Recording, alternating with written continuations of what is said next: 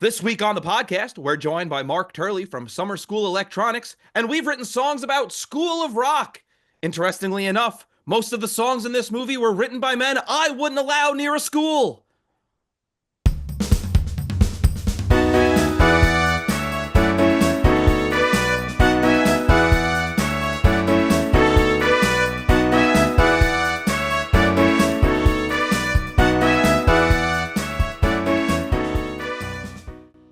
Hello, and welcome to the Royds Review Podcast. I'm Rob. And I'm Andy. And we are back once again talking about 2003's School of Rock with very special guest from Summer School Electronics, Mark Turley. Mark, thank you so much for joining us. Hey, everybody. Thank you for having me. Can't wait. Yeah. Now, we are super excited to have you. Summer School Electronics, you make pedals and other stuff, because when I was on your website, I saw shirts, I saw mugs, which I was really excited about. Lord knows I love collecting coffee mugs.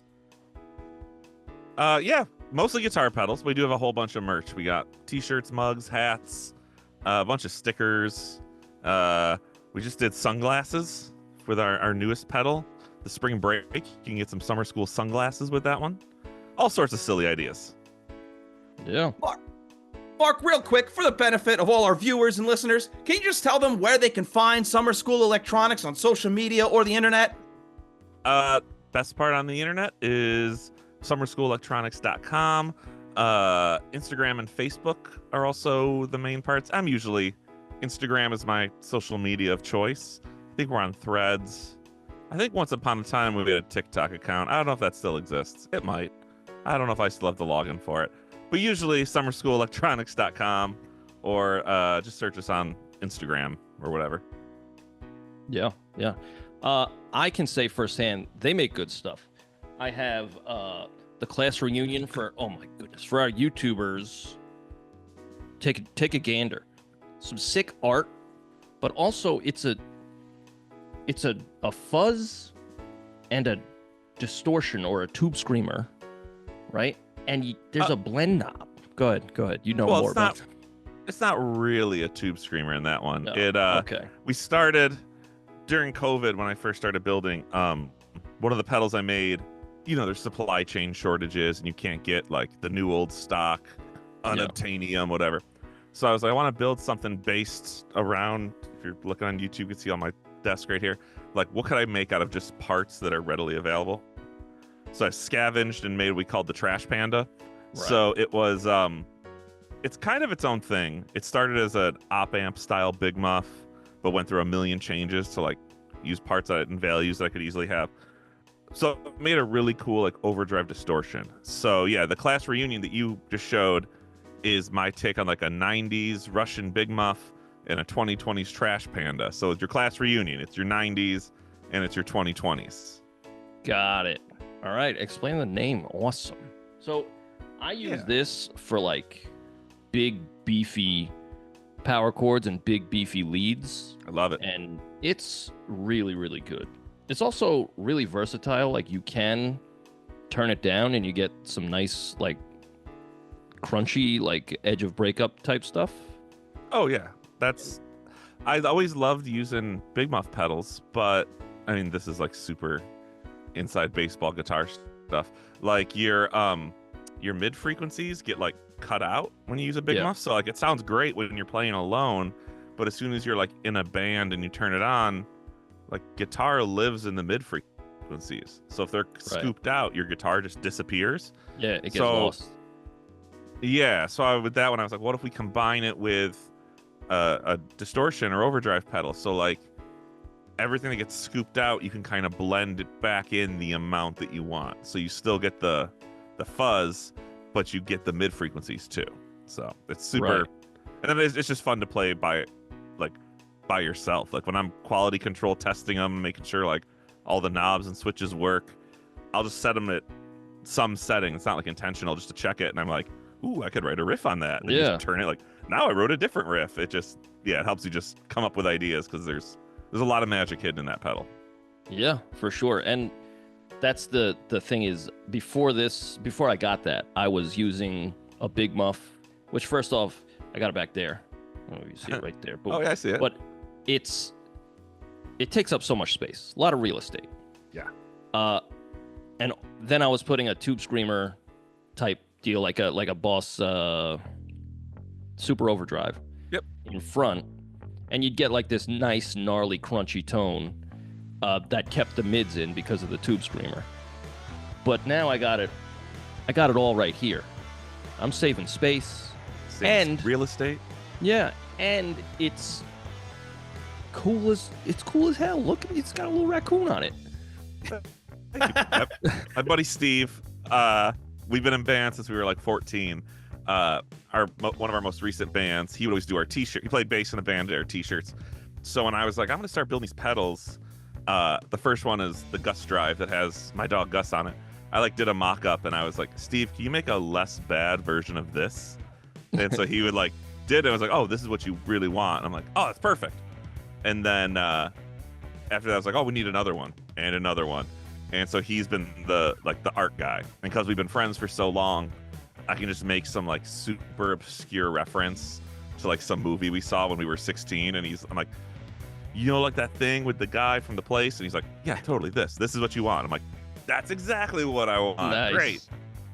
Nice. So, yeah, that's great. But also I have the science fair, which this is probably, you know, your main pedal, right? That's definitely by far our bestseller. Yeah, that was JHS pedals, who, if you don't know, is like a really big name in the game.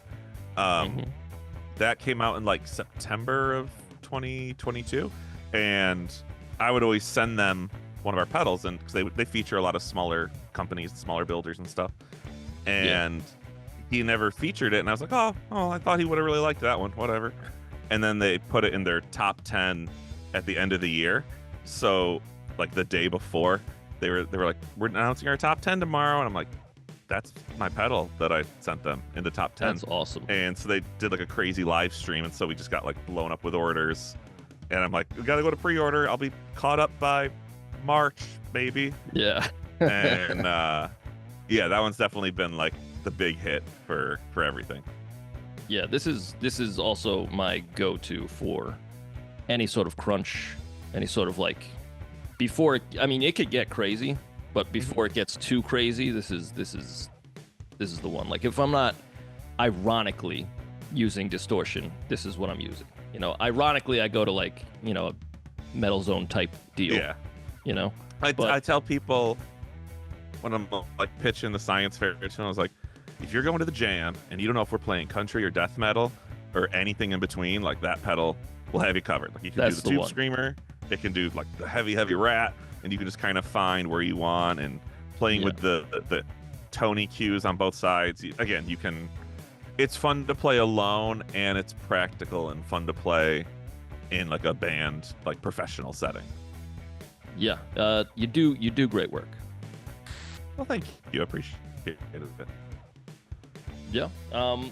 So, Robbie, you got any questions for Mark so our listeners could get to know him a little better?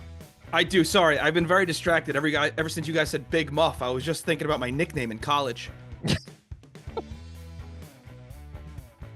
Good times.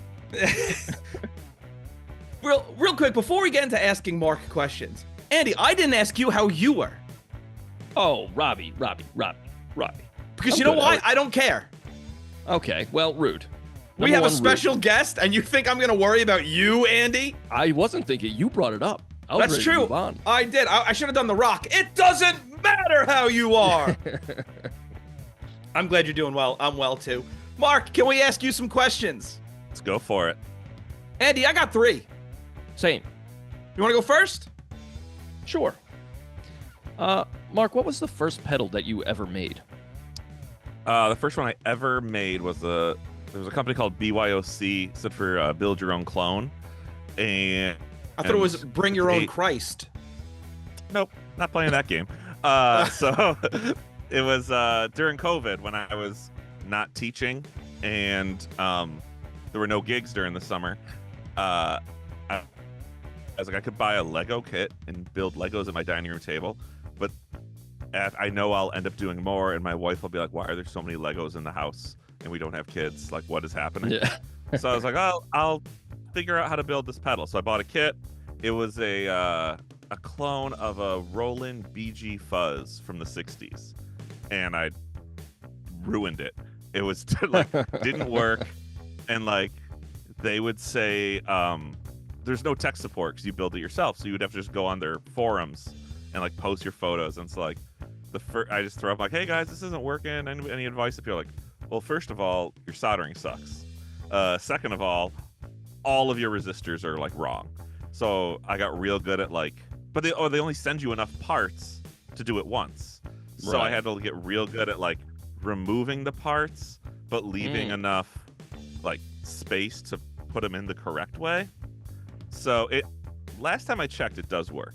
I haven't checked in like a year or two, but it did eventually work, and it was a fun little fuzz. But yeah, that got me started to be like, well, it can't get worse than this. Let's try another one. Yeah. And then it just went down the rabbit hole. Yeah, there you go. Practice makes progress, as I tell the students. Yeah, very actually, nice. Yeah, I like that. Yeah, you could take it. I just say, it's not fully correct. It could be wronger. It could be righter. So That's true. Do it again. I used to tell my students, yeah, I don't care, sure. That's rude. That works well too. Yeah. Yeah, I'd be like, yeah, sure, whatever you want, kiddo. I really like the name. I like these terms. I used to tell my students. Like, that doesn't still. I don't teach anymore. I used to do that. Yes, I used. Yeah. There's a reason I don't teach anymore. It's because I used to say, yeah, sure, whatever. Yeah. Yeah. Your And heart now was not in America was discovered by some guy. it. Yeah. Well, I took a class in college where like the tests were given by the TAs, and the TAs were like, if you don't know an answer but you can make us laugh, you get partial credit. So people would do if you were like, I don't know. It was one thing was like, name 4 people important like the history of computers. And I started going, and then I was like, I don't know, Doc Brown for inventing the flux capacitor, and, like, the architect for creating the matrix, full credit. And like, Nice. you can at least make it enjoyable for the person grading. You should get partial credit. Yeah, I agree. Here's a true story. When I was in 8th grade, I had a science test, and for every answer, I wrote, I don't care, and it doesn't matter. And she sent that home to my parents, and my father was pretty angry. It did care. And it turns out it did matter. Yeah, it turns out it absolutely mattered. Yeah. You were wrong, man. Yeah, I was. I failed. I failed times. science. Yeah. Yeah. I really like the names of your pedals because they're named in the same way that like men's deodorant is named.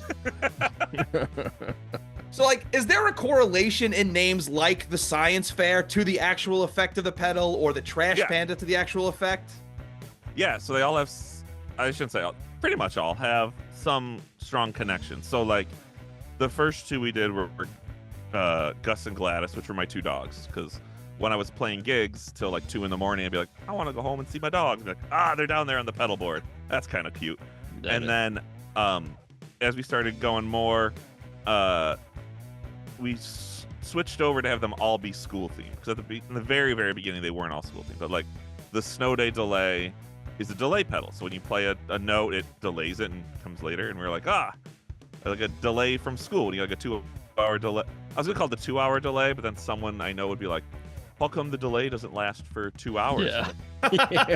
Yeah. False advertising. Yeah. Yeah. So I was like, we'll call it the Snow Day delay. That'll make sense because I don't have to deal with people later. The Trash Panda was made out of like spare parts. So it's like scavenging through the trash, trying to find stuff that'll work. I was like, that makes sense for that one. The Science Fair was a lab rat and a test tube screamer. So because you had the rat and the tube screamer, I was like, they both could be science-y. That's your Science Fair.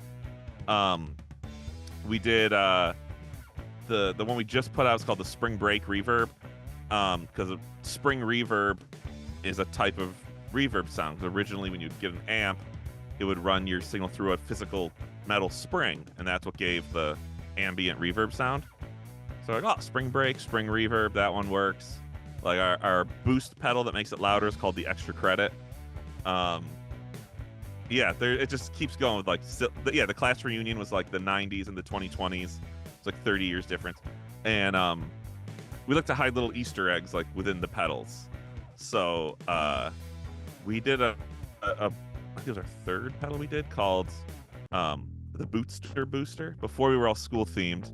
It's really hard to come up with a name for a boost pedal because everybody makes them, and like every pun has been taken. Like everybody had like, it's called the COVID booster or the rocket booster or the whatever. Like, everything has some sort of boost. And so I was like trying to think of a name. I think I just made a typo and wrote like Bootster, just like switched the letters.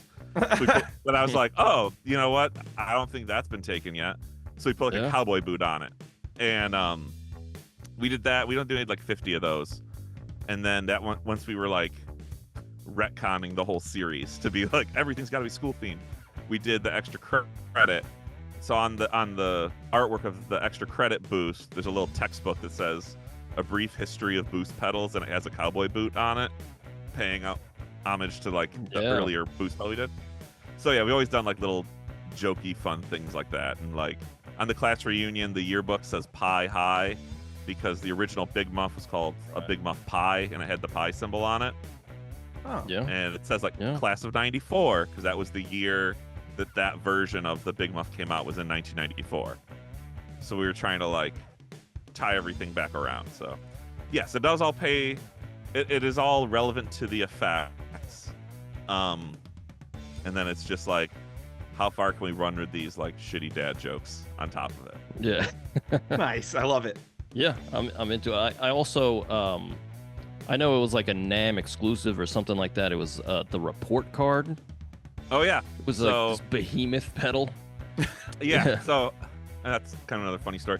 Fretboard Summit is a big guitar event in Chicago every summer. Fretboard Journal is like a quarterly guitar magazine, but they're like upper echelon. Like you won't see like, here's an ad for the latest Fender. It's like they do interviews with like a guy who lives on a farm and builds 3 guitars a year out of trees that grow in his backyard, or like real exclusive stuff, you know? Yeah. So they do this event, and I was talking to Josh Scott from JHS about it, and he said that he was going to host an event, and he's like, we're going to call it the Science Fair. And I was like, I feel like I should be getting a cut of that, but all right, friend. And he's like, we're going to have people make like one-off crazy things that are like super impractical, and like we're going to do like a science fair where you present it to whatever. So one guy made like a 7-string classical acoustic that's like offset and crazy, and somebody built like a synthesizer inside of a guitar, and each pickup does something different, like crazy wild stuff.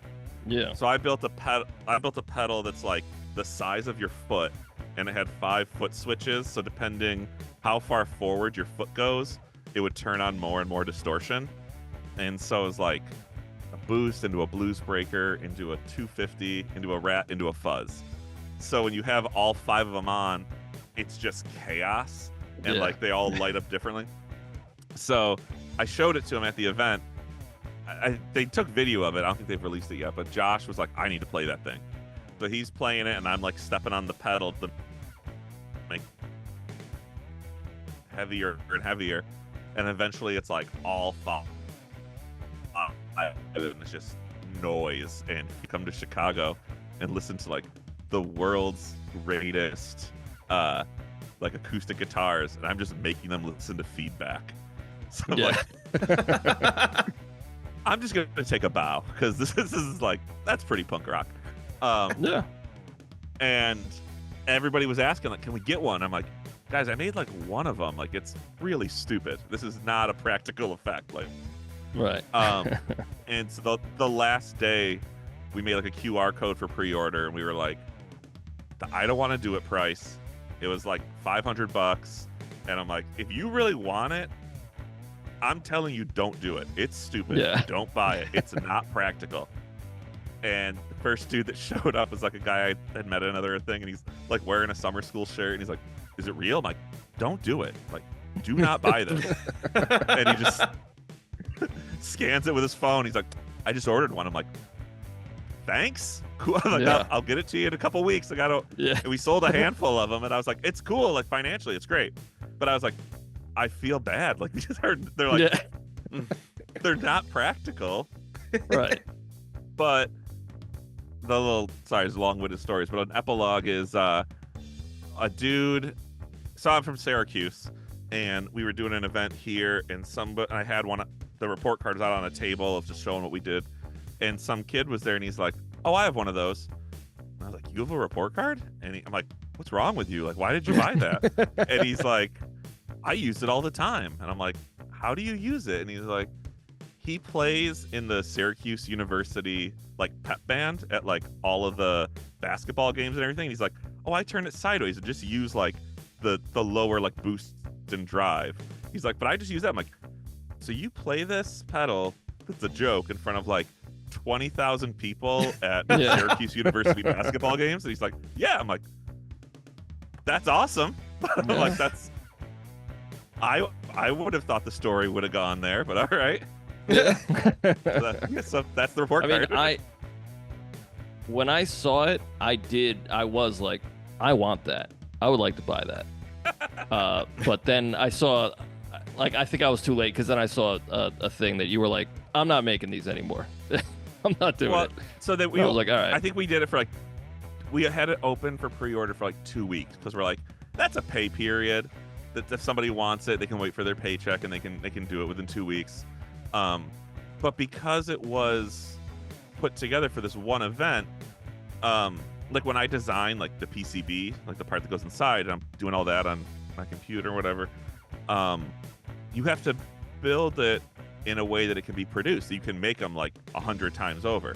That was so rushed and so complicated and weird that I was like, I got it, and I was like, oh, it works for one. Like, it'd be a pain in the ass to make like more than one of these. Yeah.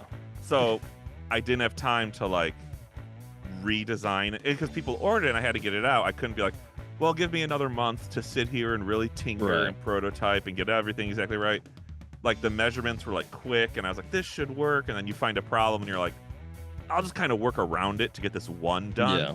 So I didn't want to we had so much other stuff on the docket to do that I just was like, I could do it for 2 weeks. If we sell a handful of them, great. I'll fight my way through it. Yeah. But it was never meant to be like a main Right. release. It was just like one thing for a funny video, and I'm like, Right. I gotta do a lot Yeah. of those now. But But we're doing something again this year that is, I think, equally crazy. I can't really say it. I could show it to you when we're not recording, but yeah, Okay. I'll give you a preview of another crazy thing we're doing. Hell yeah. What would you say your top 3 favorite bands and or musical artists are? At this moment, Yes. because it changes a lot. I think I've really been going through a kick of this band called Weekend Friends, spelled W-E-A-K, like weekend. It's this band from Maine, and I saw them open for Laura Jane Grace, and I saw them open for Piebald, and I can't stop playing their albums. They're super great. So Weekend Friends is awesome. Lately, the Lawrence Arms from Chicago is another great punk band that I've been in love with for years. They've constantly been sitting right around the top. My dad is Lawrence. He has 2 arms. Oh, well, Yeah. maybe he should meet that band. They could be friends. Maybe he's like, hey, I'm Lawrence with arms. They're like, all right, sir. Well, We how'd you have security? They have so much in common.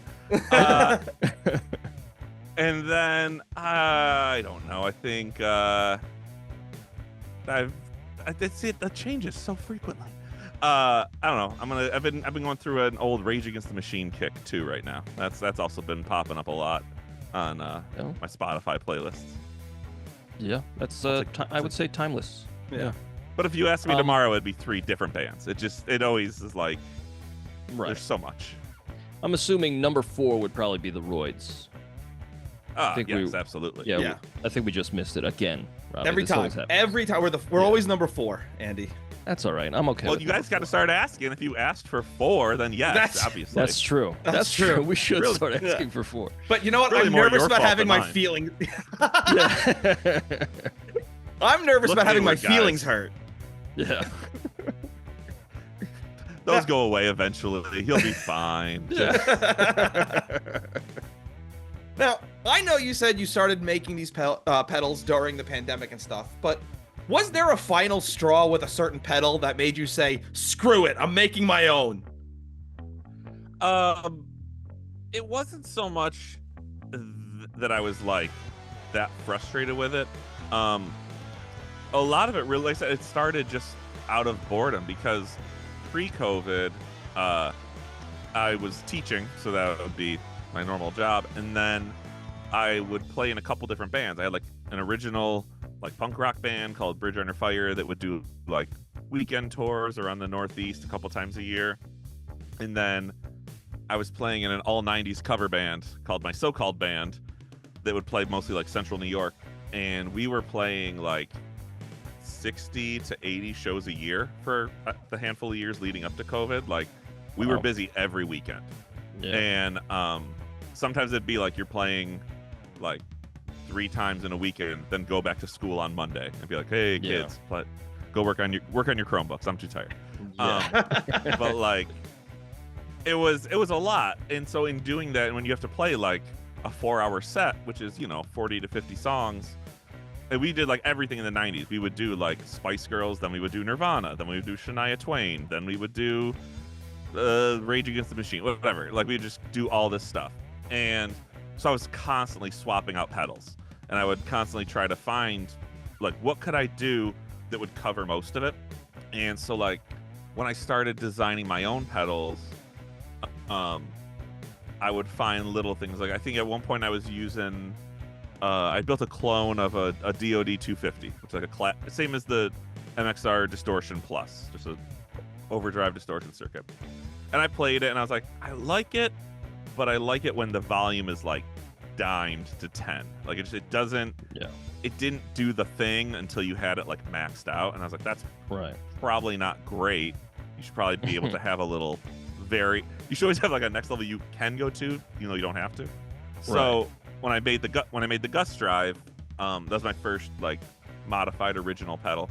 That's like a problem. I was trying to I want to fix that volume problem. Same thing with the Gladys pedal we did after that was like a blues breaker, which is like a low to mid gain drive. But again, those you have to push the volume almost to 10 just to keep it at like unity volume. It's just that's how the circuit is. So I was like, oh well, I need to fix those problems. And it'd be stuff when we'd be playing and like, hey, if I need to take a solo and I get louder and I use like a volume boost, our other guitar player is like, well, no, I can't hear me. So he would turn his amp up. Well, now I have to go louder, and now we're in a volume war, and all you hear is guitar, and like that's the problem. So when we did like the Bootster, and we did the same thing in the extra credit, there's a brightness knob, so you don't have to increase your volume, but you increase like the treble frequencies. Right, so your so it guitar cuts gets through. brighter, so they can still hear themselves because like they're still sitting in this part of the EQ mix. Suddenly you just boost in the mix, but you're not fighting them. If you're watching, you can see me talk with my hands. If not, use your imagination. And then so you just turn it on and you just get brighter, and then when you turn it off, you're like, oh, we're right back to where we were. And I was like, that saved us from so many fights and headaches and bad sounding shows, because I was like, oh, I made that solves a problem. So I don't think I really had like a pedal that I would like threw out and was like, I'm just gonna make my own and start over. It was usually just like little things that I'm like, I really like this, and it's almost there, but there's one problem. Let me figure out where that problem is and find a workaround.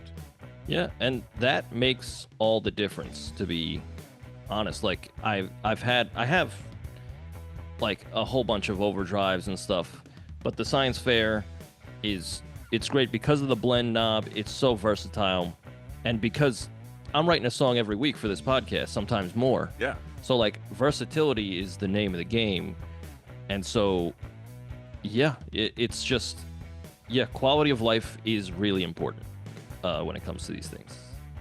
Yeah, and it's definitely if you're I mean when writing and recording, definitely, but also when you're playing a set, you need to a listener. I don't want to hear the same distorted guitar for Right.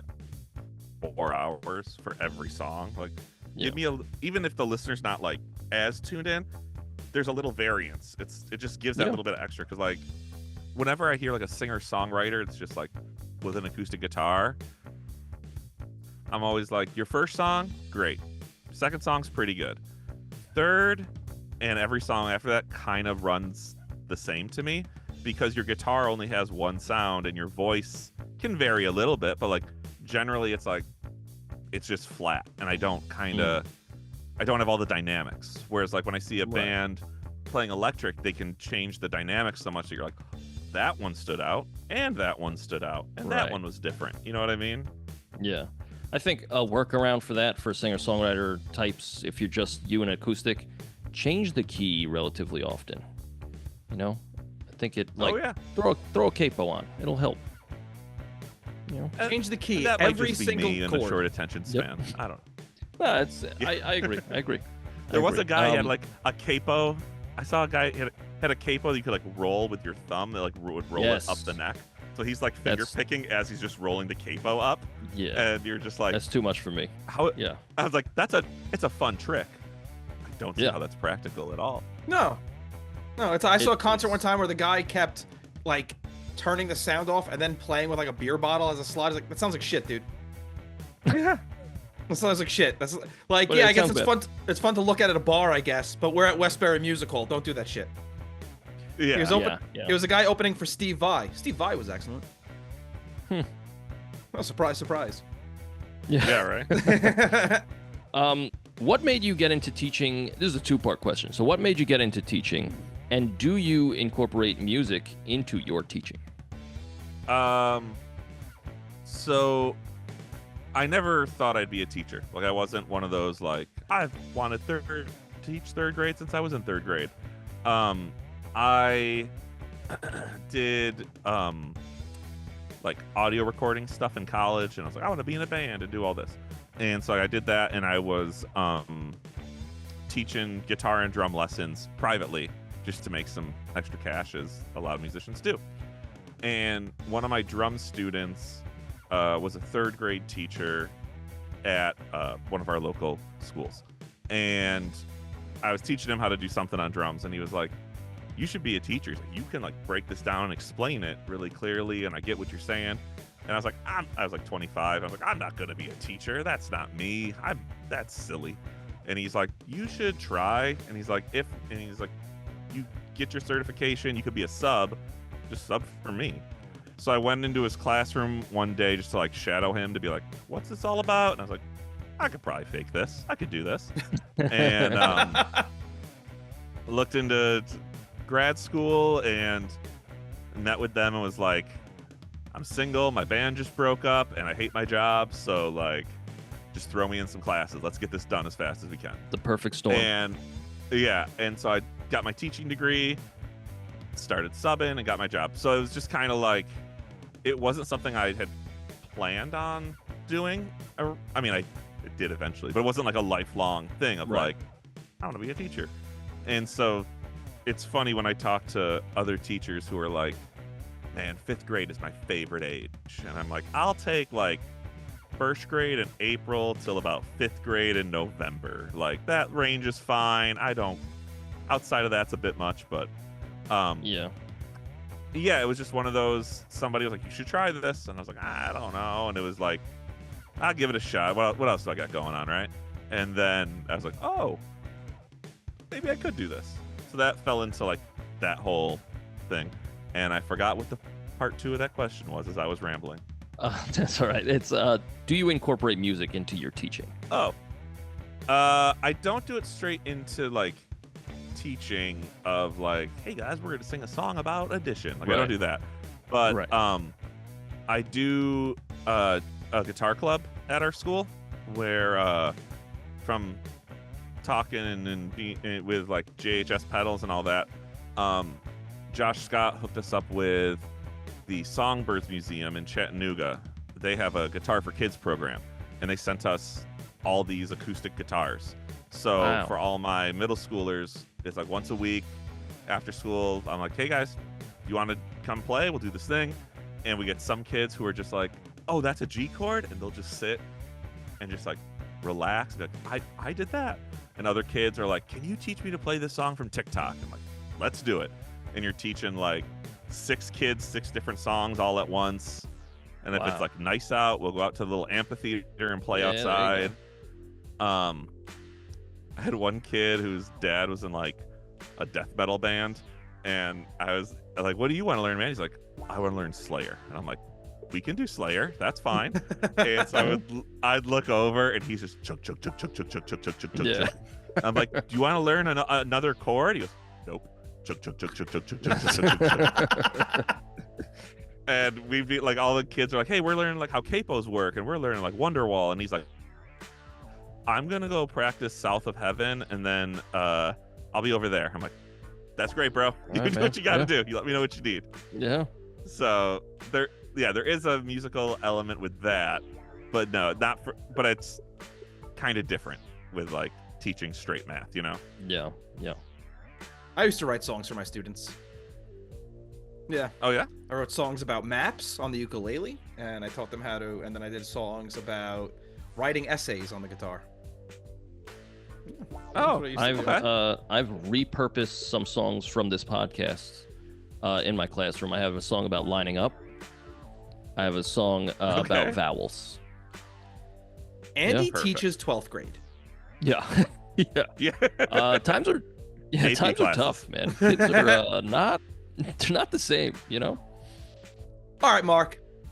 I only got one more question for you.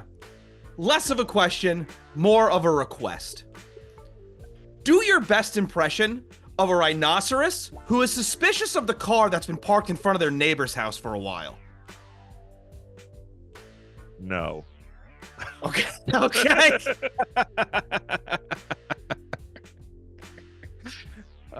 Is that the impression?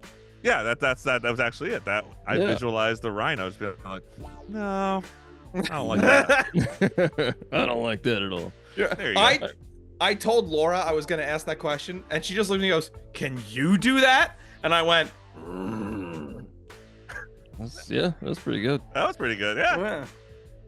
Well, Robbie, what year did School of Rock, the movie that we're talking about today? I thought we were talking about the play, Andy. Oh man. Robbie. But to answer your question, which is a great question, by Isn't the it? way, it came out in the year of our Megazord, 2003. 2003. Wow. Well, I'm going to start at number 45. And I know what you're thinking. You're thinking, Yeah. Andy, why? That is what I'm thinking. It's because it's School of Rock. Made That's this movie. Yeah, made $131 million. Now, Andy, you Yeah. know what question comes next. I do. Yes. So, Do you think I'm prepared? you know what? I'm going to say this time you are prepared to tell me what its little budgie was. Well, you would be wrong. Okay. Well, School of Rock was made on a little bird, the budgie of $35 million. Oh, it made a lot of money. It did make a lot of money. They done good. Yeah, I'm surprised that they haven't made a sequel to this. I'm happy, I'm glad they haven't. yeah, but I'm surprised. I'm I'm stealing my friend's identity again. Yeah, yeah, yeah. This version, Jack Black's the villain. Like, Yeah. it actually is. It's a pretty shady thing to do. That's not. Yeah.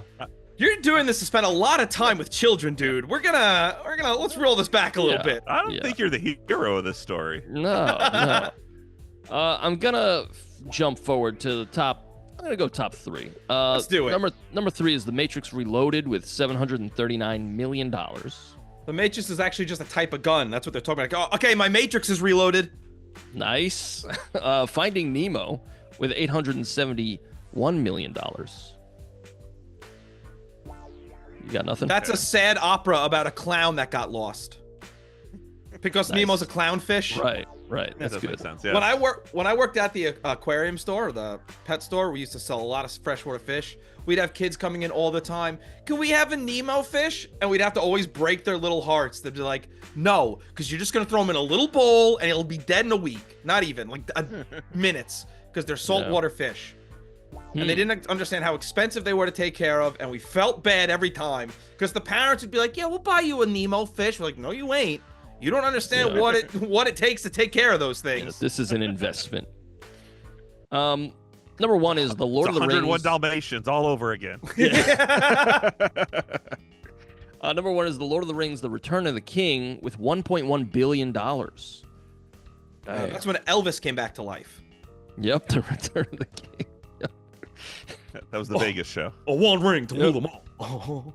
Nice, very good, excellent. Should we talk about the movie School of Rock? I think we should.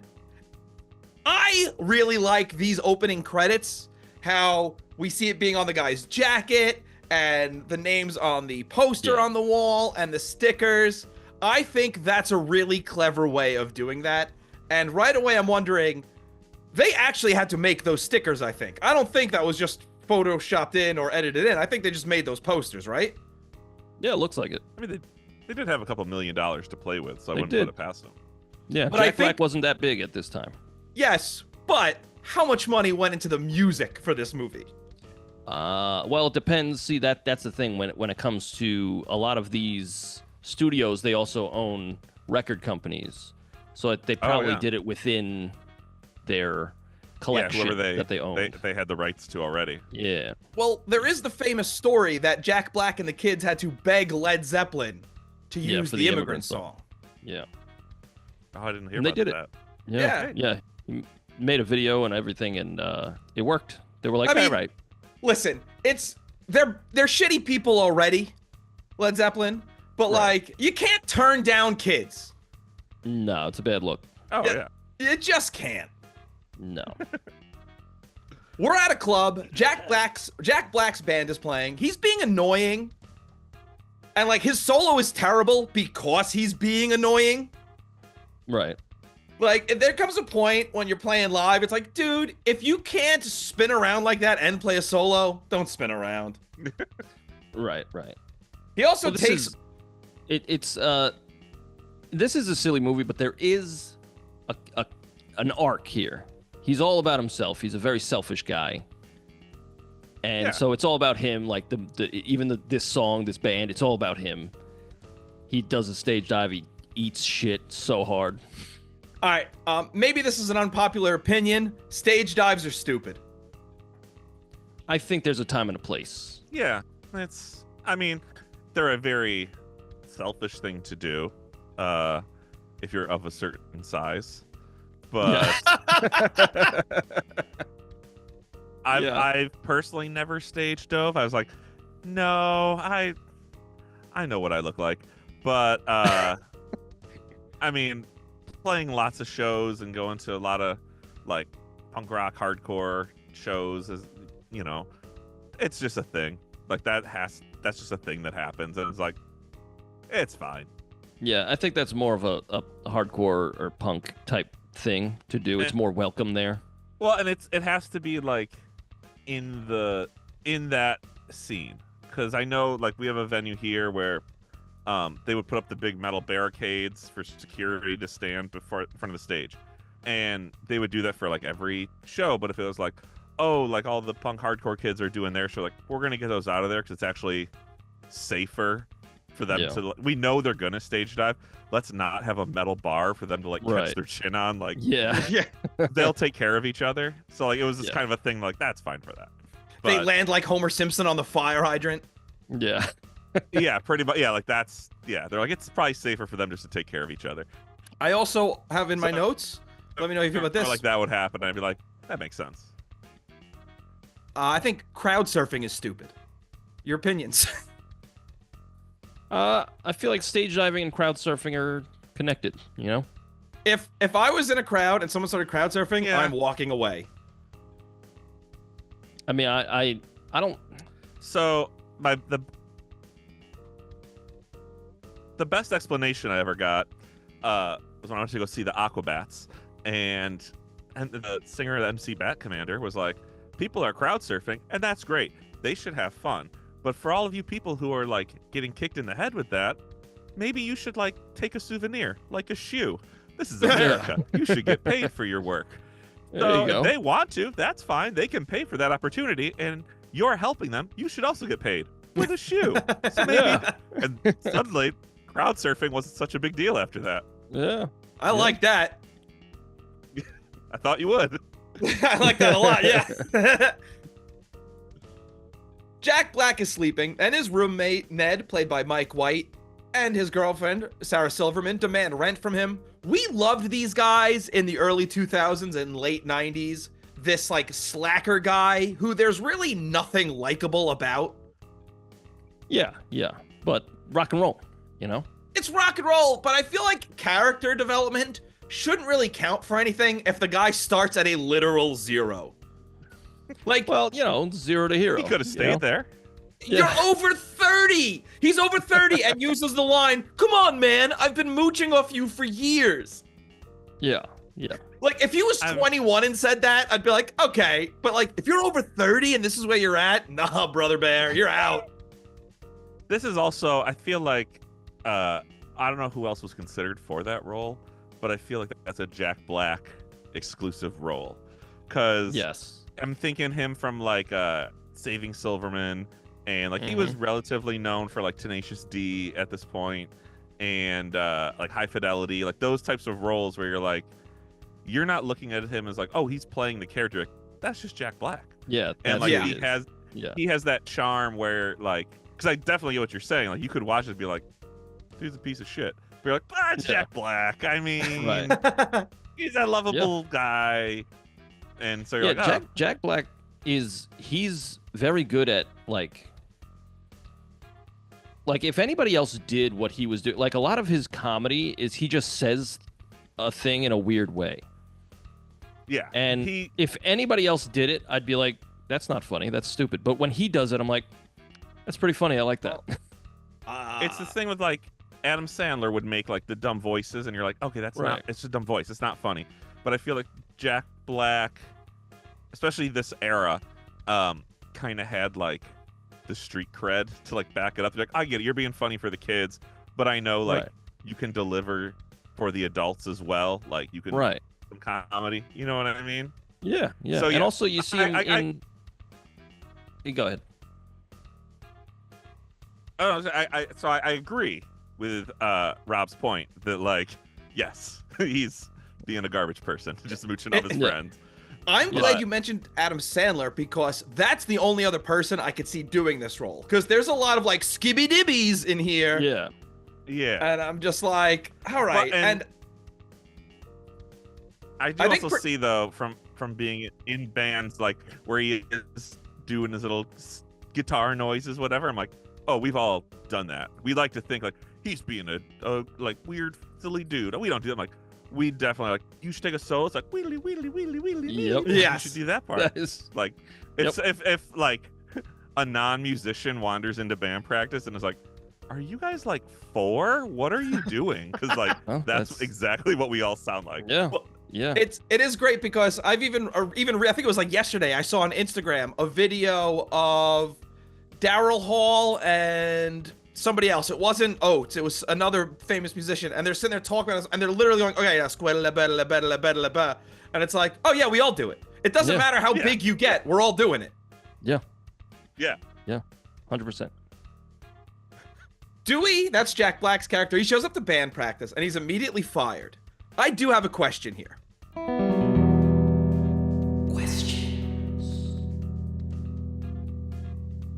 Is this something they've never spoken about before? Because the guy says to him, you're a good guitar player. So at no point did they say, hey dude, chill on the solos and maybe stop stage diving.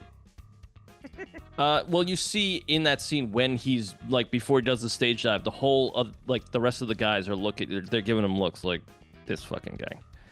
Right? So like, it's, yeah, I don't know. This is all very, this isn't, like, this isn't the point. This is, it's just exposition, you know? They're just like, Get it out there. I know. Devil's advocate. I've been in that band, and those guys do not talk about problems until they're like, it's time for the nuclear option. Yeah. Like, Yeah, okay, true. fair enough. That's true. musicians can be some of the most passive aggressive, like just people who they'll put feelings in songs, but they won't clearly say like, Right. hey man, I think we should talk about this. Like Yeah. that never happened. That's like, let's just do shots and then let's just hope the problem goes away. Like, I guarantee you, if Andy ever stage dove during one of our concerts, the next day he'd be getting a text like, don't you ever do that again. Hey man, don't do that. Also, are you okay? Your face hit the floor No. really hard. I wouldn't be concerned if you were okay. I'd be like, That's rude. hey man, you brought that on yourself. Don't do that. A 20-minute solo I can live with. Don't stage dive. Dewey claims he's gonna start his own band with blackjack and hookers. We see him trying to sell one of his guitars when the principal of Horace Green Prep, Joan Cusack, calls. I love Joan Cusack. She is so good. She's She is 10 great. out of 10 in this. Excellent. Yeah. She's hilarious. So funny. She calls looking for a substitute, so Dewey claims to be Ned, Mr. Schneebly. Was that a name they came up with on the spot just because they thought it sounded funny? That had to be. For sure. Yeah. oh yeah. I would say for sure and 7 years ago. It's a very good point. Yeah. Dewey takes this job as a substitute teacher. I do like the scene where he's asking for the money up front in cash. Yeah. And she said, he's like, well, how much do you pay? And she keeps like, yeah, you'll talk to HR about that. And he's like, yeah, but how much? And she's like, I don't know, like $650 a week. And, That's what I was that like, that's pretty blows good. his mind, yeah. Man, that's pretty good. That's very musician. I love it. Like, all right, a gig. How Yeah. long is this gig? What's it pay? Yeah. All right, I'll go for it. It's fine. Yeah. I can do it. He meets his class for the first time and immediately steals a girl's turkey sandwich. And then later on, he calls her turkey sub. All Yeah. right, dude, this is a child. Yeah. That's amazing. I have a question Yeah. for both of you. Have either of you ever had a student like Summer, Miranda Cosgrove's character? Oh, yeah. Oh, 100%. That is Yeah. a textbook, like Now- child archetype. Like they Yeah. exist in every room. Yeah. Now, let me ask you a question, a follow-up question. Do you like those kids? Yes. To an extent. There's I there's find a time I and a float place. I float a little more towards the behavior kids, just because they got like personality. You know, like kids like this, it's like, shut up. I taught in a school that was all personality. Same. That's where I teach. Yeah. It varies. Like, I mean, when I first started like subbing, I was in like a very affluent district, so there was a lot of students like that, you know. Now I'm in a district that has like a lot more poverty, and so like we don't have the kids who are like, let me tell you everything. I have more of the kids Right. that are like, I might set that garbage can on fire. Just Right. give me a heads up. No, they're not that bad, but like there Right. is a lot more other personality going on. You know what I mean? Yes. But, yes. No, but from seeing that, I was like, oh yeah, I can picture that student from when I was like teaching in like the because that's what this is. This is like Yeah. private school. This is like the rich kids, you know. Yeah. Yeah. And Well, I these was kids like, are all allegedly like 10 years old. yeah, Right. Yeah. you know, it's a different time. I don't know. Yeah, kids are kids. Well, first off, we meet Freddie Jones. That's got to be a Scooby-Doo reference, right? Is that Freddy's Oh, I didn't name? even think of that. Yeah, because Freddie Jones is Fred's name from Scooby-Doo, and this kid looks just like Freddie Jones from Scooby-Doo. Huh. I Interesting. wonder if they cast the kids and then just gave them names after they were like, all right, these kids can act. What are we going to call their characters? You know, instead of being Right. like, you're auditioning for. So I wonder if it was something like that where they were like, these are the kids who can act and play and do what they got to do. Like, hey, that kid looks like the dude from Scooby-Doo. All right, let's give him that name.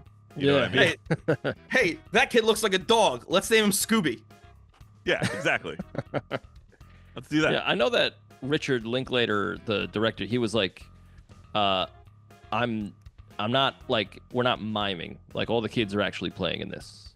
Like, no matter what. Yeah. That was like a hill he was ready to die on, and that's cool. I'm into that. That's cool. Anytime I love like that thing you do, like they all had to learn how to play like for that movie, like that sells it for me. Whenever it's like, oh, you're actually playing, that's great. It makes a difference. Yeah. I called the director of this movie to hang out one time. He said, we'll link later. That's really good, Rob. That's really good. I was laughing really hard when Freddie Jones goes, "You've got a disease, dude." Yeah. To your point about Miranda Cosgrove, she's excellent in this. And yeah. I think they intentionally made Dewey or Jack Black's character very annoying because it made the kids a lot more likable. Yeah. Oh, yeah, I can see that. I think the kids are actually very funny in this movie.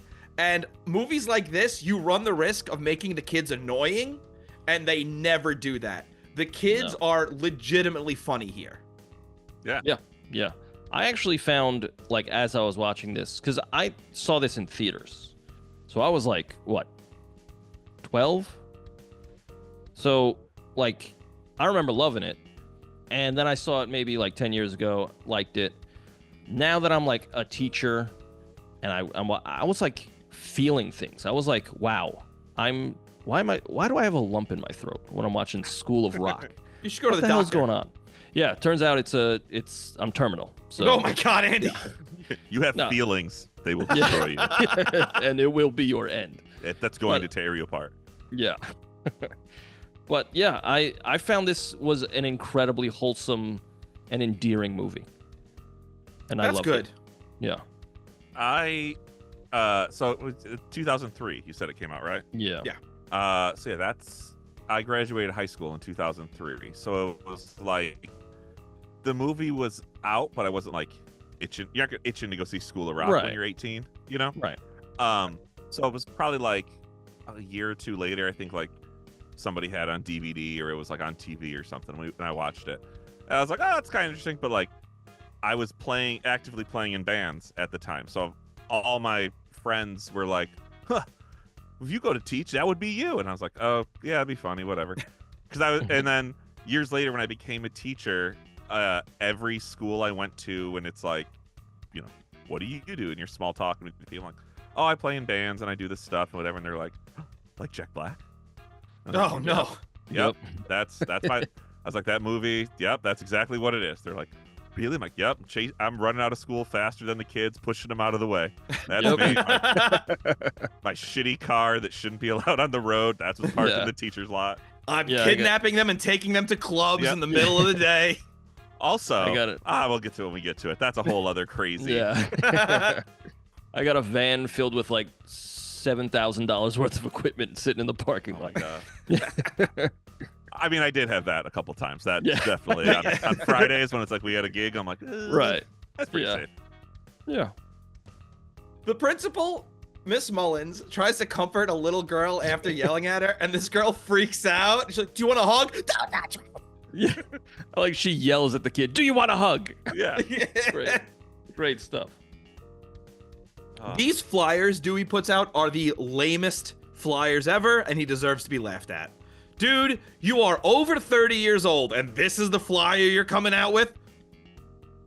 Well, he's a kid. You know, he's a child loser at heart. Yeah. That's the journey. I hate this guy. I'm gonna be totally honest. I hated him at the beginning of the movie, and I hated him at the end of the movie. I liked him at the end. I'll explain as we get into it. I'll explain more and more why I dislike this guy. Okay. Dewey tries to talk to his roommate Ned into joining the band. The line, "I'm not a satanic sex god anymore." Yeah. Pissing myself laughing. Yeah, it's good. Mike White is really fun in this. Do either of you watch The White Lotus? I love it. I haven't. No. Yeah, it's great. Laura loves it. I've seen a couple episodes. I gotta watch the whole thing now that I know it's created by this guy. It's definitely like a slow burn. Like you're not gonna watch an episode and be like, oh, it's amazing. You're like, what? You gotta take in the whole season and be like, then like reflect on it and be like, oh, there's a lot of like stuff of like foreshadowing and symbolism and all that. And I was like, I didn't realize till after we had watched, I think the first season of The White Lotus, we saw an interview and I was like, that's the guy from School of Rock. Like he wrote this? And then I was like, oh, he wrote School of Rock too? I'm like, that's wild. No, he's great.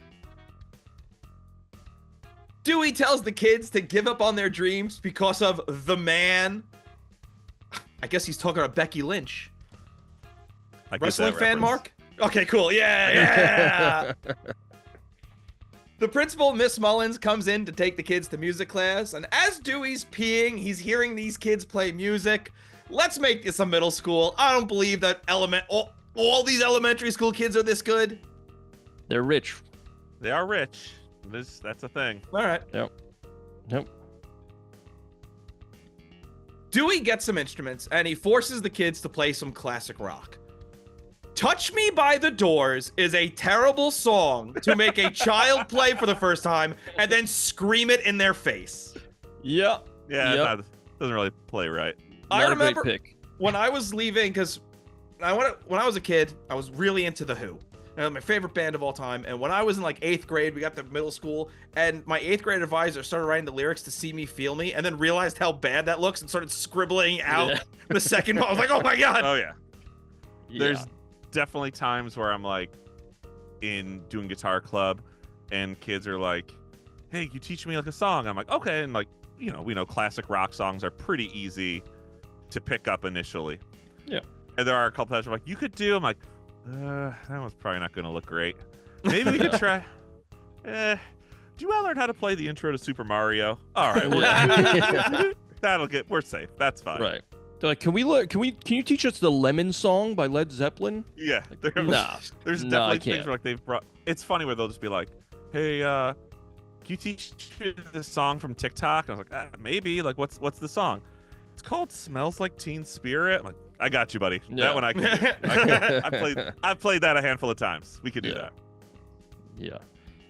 I like this scene because it seems genuinely like organic. Like these kids, the kid acting is incredible. Yeah.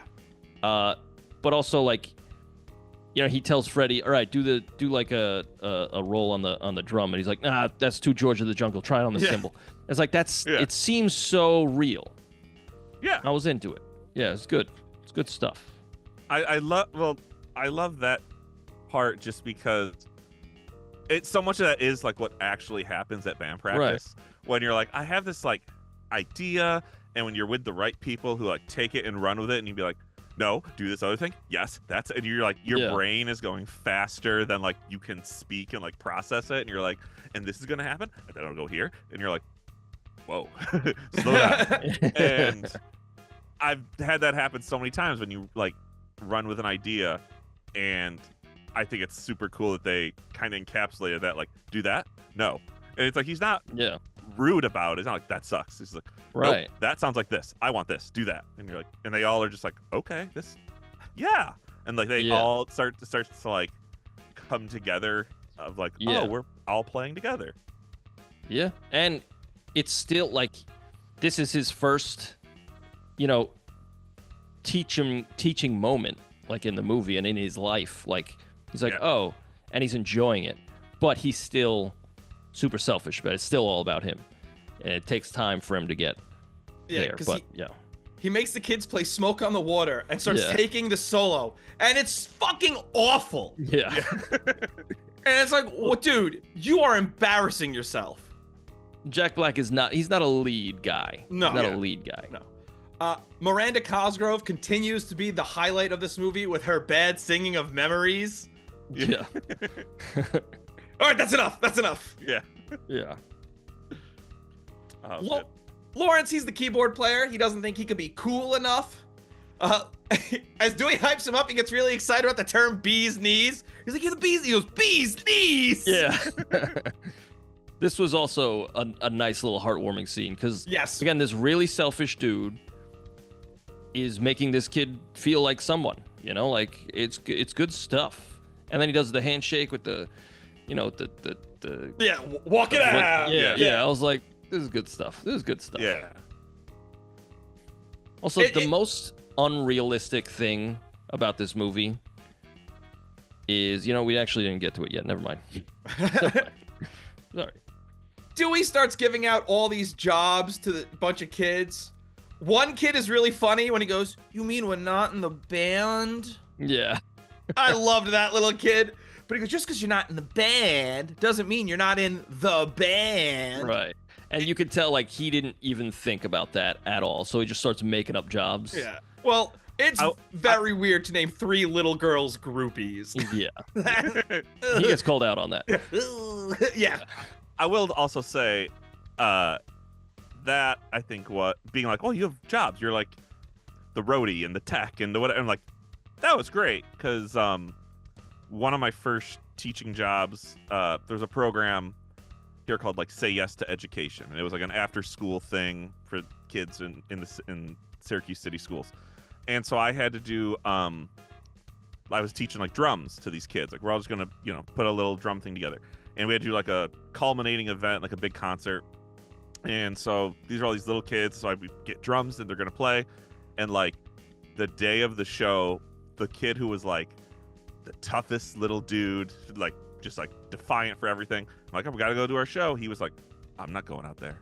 He just had like the biggest stage fright. And I was like, no, we practiced on the stage. We gotta go. And he's like, I will not go. And he's like 7. He's like refusing. I'm like, okay, man, then like wait over there. So everybody else did the show. And at the end, you could see that he was just kind of like now felt left out, you know? Yeah. And I was like, well, you're the roadie, man. Go get the stuff, carry it off the stage. So he got to like go on stage, but just like carry the stuff off. Yeah. And I was like, you're being the roadie, dude. You're part of the team. Let's go. And they do, and they do like a party in the cafeteria after. And he had like just the biggest, like he was so stoked to be like, yeah, I was up there. Yeah. Yeah. Like you weren't doing the performance, but like that's what it is. That's what being in a band is. Right. Like you're part of the team. You're in the gang. You did it. And like, but that it just reminded me of that. Like, well, you're still doing something. You're an integral part. The machine doesn't go without you. So let's make it happen.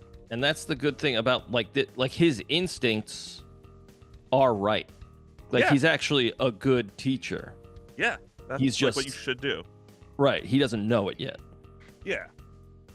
Andy, do you remember when you taught or counseled at that summer camp and we played for them, for the little kids? Yeah, day jams. Yeah. You know what sticks out to me about that performance to this day?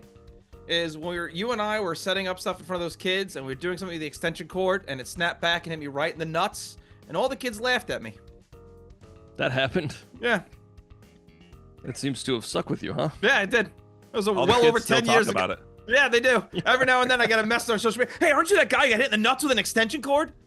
Anytime you walk down the street and someone stares at you, that's one of those kids. Yeah, exactly. Yeah. No, I still remember that all the kids just laughing at me, calling me cord nuts. That's they weren't very creative. Yeah, no, they were not. The creative writing camp was the following week. Right. Yeah, exactly. Yeah. They missed that one. I had at that camp, there was a kid that I was teaching drums to. And he, like, all the other kids were like, I like Zeppelin, I like Green Day, I like Metallica. And this kid, he was like, I like the Jonas Brothers.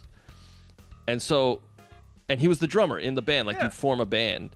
So I was like you couldn't hear him because he was hitting the drums so light. I was like, listen, you gotta you gotta bring the rock, brother. You gotta like hit those drums, hit them like you're mad at them. And he was like, okay. So then he was like holding them like you're not supposed to hold a drumstick with a fist. That's what he was doing. But it was loud enough, so I was like, keep it up, dude. We gotta get you heard, you know. But then when it came to the show, he brought it. He was playing, and then at the end, it was like we do a big finish, and he was like, I was like, oh, damn, I didn't know you had it in you. You know, that's awesome. You know what's really heartwarming about that story, Andy? What? You didn't do what Dewey does to these kids. And this is part of the reason I hated Dewey at the end of this movie too. When he starts asking these kids, like, what are some music you like? And they start telling him, he's like, fuck you, that's stupid. Yeah. That's bad. It's like, first of all, there will be no Liza Minnelli slander. I will also say though, time and a place. He's 30, but really he's like 17, like mentally, yes. like the way his values are of a 17, and like if you were 17 and it's like, hey man, what's your favorite band, and you say something that is not my favorite band, that sucks. Yeah, like what are you, stupid? Yeah, that is like, what you would do.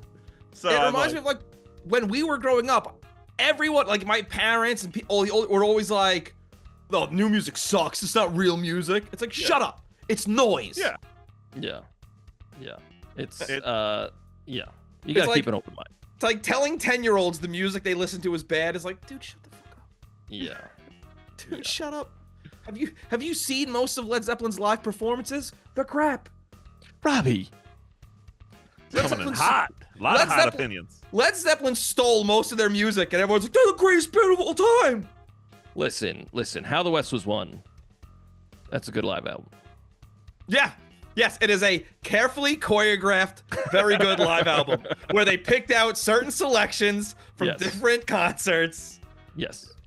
You know, again, I'm not shitting on them, although they have two great members and two like, all right.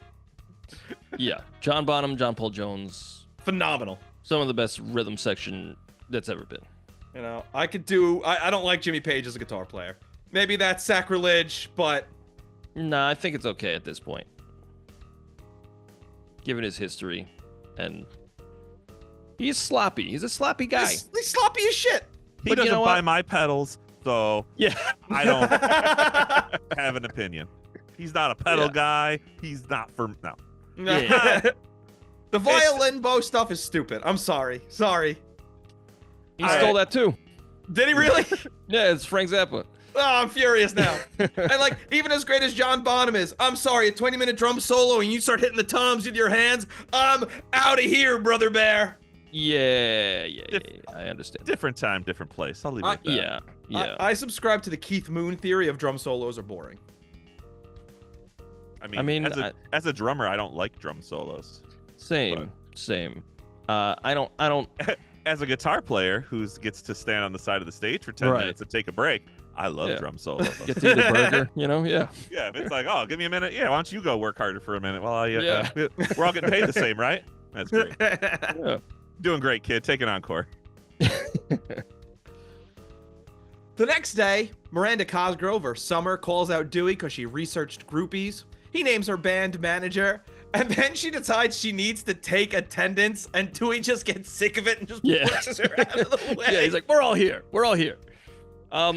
So what I was saying before, the most unrealistic thing about this movie is that all of these kids kept a secret. Oh, yeah. Kids, they don't keep secrets, man.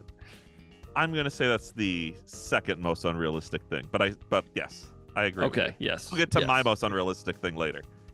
Gotcha. How this guy was able to land this job without a social security number or references. Totally believable. Don't have a problem with that. Yeah. Dewey sings his song for the class, and it's about the first 35 minutes of the movie, basically. He just, like, recaps it. Yeah. I like this song is it's all about him. He says mine like 8,000 times. Like, this band is mine. It's all him. So, like, that's important to, like, the movie, is that the first song, it's all him. He wrote it. It's his song. Nobody else has creative control. He even says that. And then, like, later on, we see the growth, and it's just, like, super heartwarming. This movie made me, I was like, why am I gonna cry? What's going on here? That's weird. Well, it definitely hits you depending on your age and when you watch it, you like identify differently. Like how you're saying, like when you are a teenager, you're like, man, this guy's so cool. Look at him starting a rock and roll band at school. I wish I could do that. And then later you're an adult and you're like, he's kind of a piece of shit. And then even later you're like, oh, it's character development. Right. And now you like side with it as like the adult who's teaching kids. You're like, oh, that's That's Yeah. actually, yeah. That's what's happening. Yeah. I've become a That's- bleeding heart. Yeah. Oh, he's so nice. He should still be in prison. Well, He should. Yeah. Not- Yeah. I can't disagree. for a little while. Yeah. Yeah. His intentions were not impure. I mean, But admitting But identity theft is a crime. yes. Also, so is check fraud. endangering children is also a Yes, a yeah. serious problem. Dewey meets. This is the most unrealistic part of the scene of the movie for me. Dewey talks to the teachers, and they go, "We were just discussing our favorite kind of tests." Yeah. that meeting is really like, we were all talking about how much we hate our ex-husbands from our most recent divorce. I was like, there ain't no way those teachers were sitting there talking about their favorite standardized testing. I like the wording, Mark. You said our most recent divorce. When I first started working in schools, my now wife, we were dating at the time, I remember being like, I would go to lunch and be like, oh, try to talk to people. And I was just like, I feel like I need to get married, get divorced, and hate my ex-husband, so that I have something to relate to these people about. Because, like, you guys like music? No. Do you guys watch TV? No. So let me tell you what Jenny's piece of shit ex just did. Yeah. All right. Yeah. This is All right. That's awful. Not as much fun as I thought. Yeah. Yeah. I got lucky. My team's pretty cool. I don't have any real disagreements or there is one on my team. She's new and Doxer. batshit crazy, man. Yeah. It's pretty wacky. Crazy's just another level of interesting. So I mean, There we go. that's how No, you gotta this look is at it. beyond. This is beyond. Just keep your distance. Be safe. Yes, that's what I'm doing. I make copies, I put them under the desk, and I sprint out of there. Yeah. Makes sense. Yeah. The band practices. Dewey gives all the students CDs to listen to. This is when I was like, I hate this guy. If I like yes, but if some teacher was like, you're gonna listen to Roundabout, I'd be like, yeah, I like the song, but don't tell me it's my homework. Like, let the kids like the music they like. They can still play the music. Yeah. I mean, it's just, he's being Dewey. Yeah. Yeah. I mean, here's the thing. It's an hour and a half movie. He's only got so much time to Yeah. get to know the kids' taste. But I've definitely done that where kids are like, I love Green Day. And you're like, okay, have you ever listened to The Clash? I'm just going to say, you might want to listen to this. It might give you some other stuff that's out there. Because, Right. and that's part of it. Like, there are times where, like, kids would be like, I want to learn this song. I'm like, okay, just so you know, if you're into that, here's some more stuff that you might be into. That I understand. That I understand. But like one kid's like, I like P. Diddy. And Dewey's like, well, that's an issue. But Yeah. that's an issue. That's an issue for 22 years from Yeah, now. you'll be Yeah. But asked like, to testify later. it's Yeah. not like he goes, have you heard, Dr. Dre? You know what I mean? Yeah. Like, Right. he goes, oh, that sucks. Yeah. Yeah, I mean, it's a comedy. I'm letting Yeah, that part slide. Yeah. He is. We'll get to that. So I keep jumping the gun. Turkey Sub, whose name is actually Tamika, by the way, asks Yep. if she could be a singer and has the greatest voice ever. The next morning, Zach, the guitar player, is being yelled at his dad for playing rock music. This is 2003. There were Yeah. no fathers still going, God damn that rock and roll. Well, they're in hoity-toity town. Yeah, that's true. Yeah. Yeah. Well, I think it's also like, I didn't pay for you to learn that. You can learn. Right. Like, what are you doing? Don't do Right. that. Because like what he's learning, like classical music, is way more complex and Yes. difficult Yeah. than any classic rock. Most classic rock, I should say. So like, Yeah.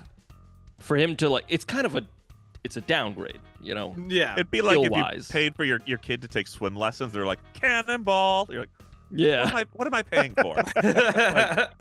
Jesus Christ, what are you doing? Yeah. I think that's the more message. there. Right. Dewey asks the kids what rock is all about, and one of the kids goes, scoring chicks. Yeah. He ain't wrong, let's be honest. But see, this is another great step in the character development because like he witnesses what's the guitar kid's name? Zach. Zach. He witnesses Zach getting scolded by his dad about rock, and he's like, he kind of builds this lesson around it, where he's like, where he writes "step off," like they write "step off" together. He's like, what would you tell that man. bully? Right. Yeah. And he's like, you're tacky and I hate you. He's like, okay, see me after class. Yeah, that was That's great stuff. But the lesson there is it's from like he feels bad. He cares about these kids, especially Zach. Yeah. And it's good stuff. At one point, what is it? He goes, "All right, we're not focusing on me anymore." Yeah. That's a big part of the movie. That's growth. Yeah. Well, because yeah. he doesn't want to get insulted anymore. Yeah. Whatever it takes, man. Baby steps, all right? Yeah. We get this montage of some practice and planning. Rock history is almost certainly a college class you could take somewhere. I've taken it. Yeah. Really? Yep. No, I took writing about music, but it was basically the same thing. Yeah. I took history of rock and roll at NASA Community College. It was a space school, but it was community. It was 2-year space school. And they taught the history of rock and roll, huh? Yeah, it was pretty crazy. You're ready for the moon. Yeah. Professor May? Yeah. Yeah. Brian May teaching at Nassau Community College. Yes. He's like, times are tough, man. A lot of my checks are not clearing. Miss Mullins criticizes Freddie's new hairdo. It's punk. Yeah. Freddie calls her the man, and she's like, "Thank you." Yeah. Yeah.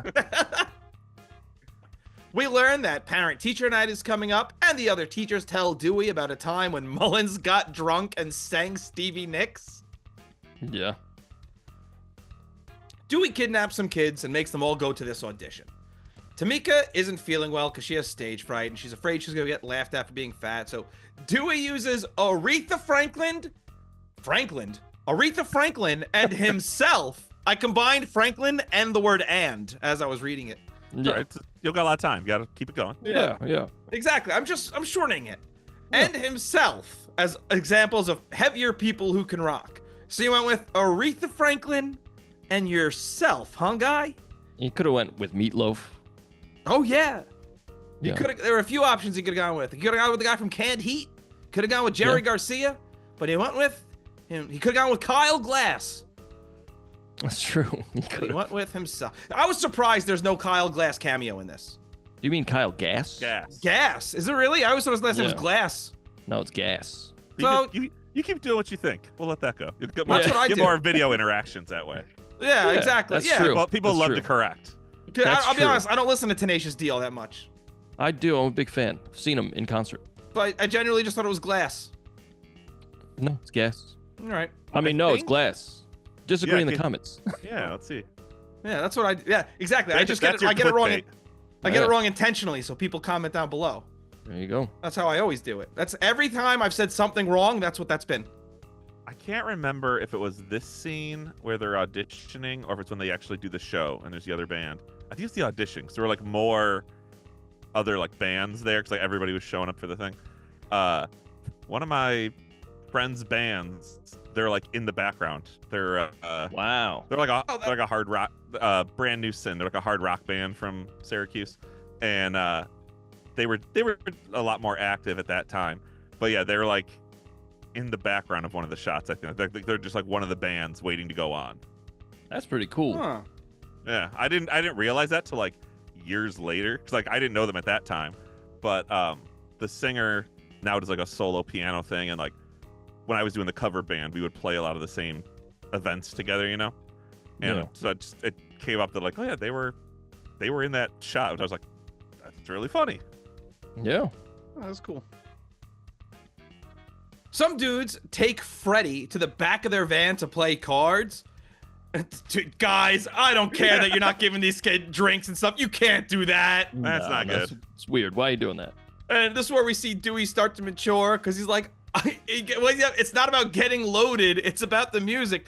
Dude, you had other problems if you were afraid this kid was getting loaded. Yeah. Yeah, that scene doesn't look great in hindsight. No. I understand the message, but You know what? Let's all be happy that they took one of the male students. Yeah. Yep. A little too not much great. Jimmy Page Still- references yeah, in this movie. Still bad, but Yeah. I do like how they pretend to be terminal. That is very funny. And it's so much funnier that it was Summer's idea also. Yeah. Yeah.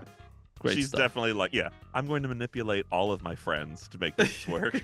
Yeah. Yeah. Yeah, they're terminal. Yeah. I And like then how Freddy is laying on the ground like he's already dead. Like that's Yeah. great. It gets them on the bill, and he's like, "Don't celebrate too much. You're supposed to be dying." Yeah, you're supposed to be dying.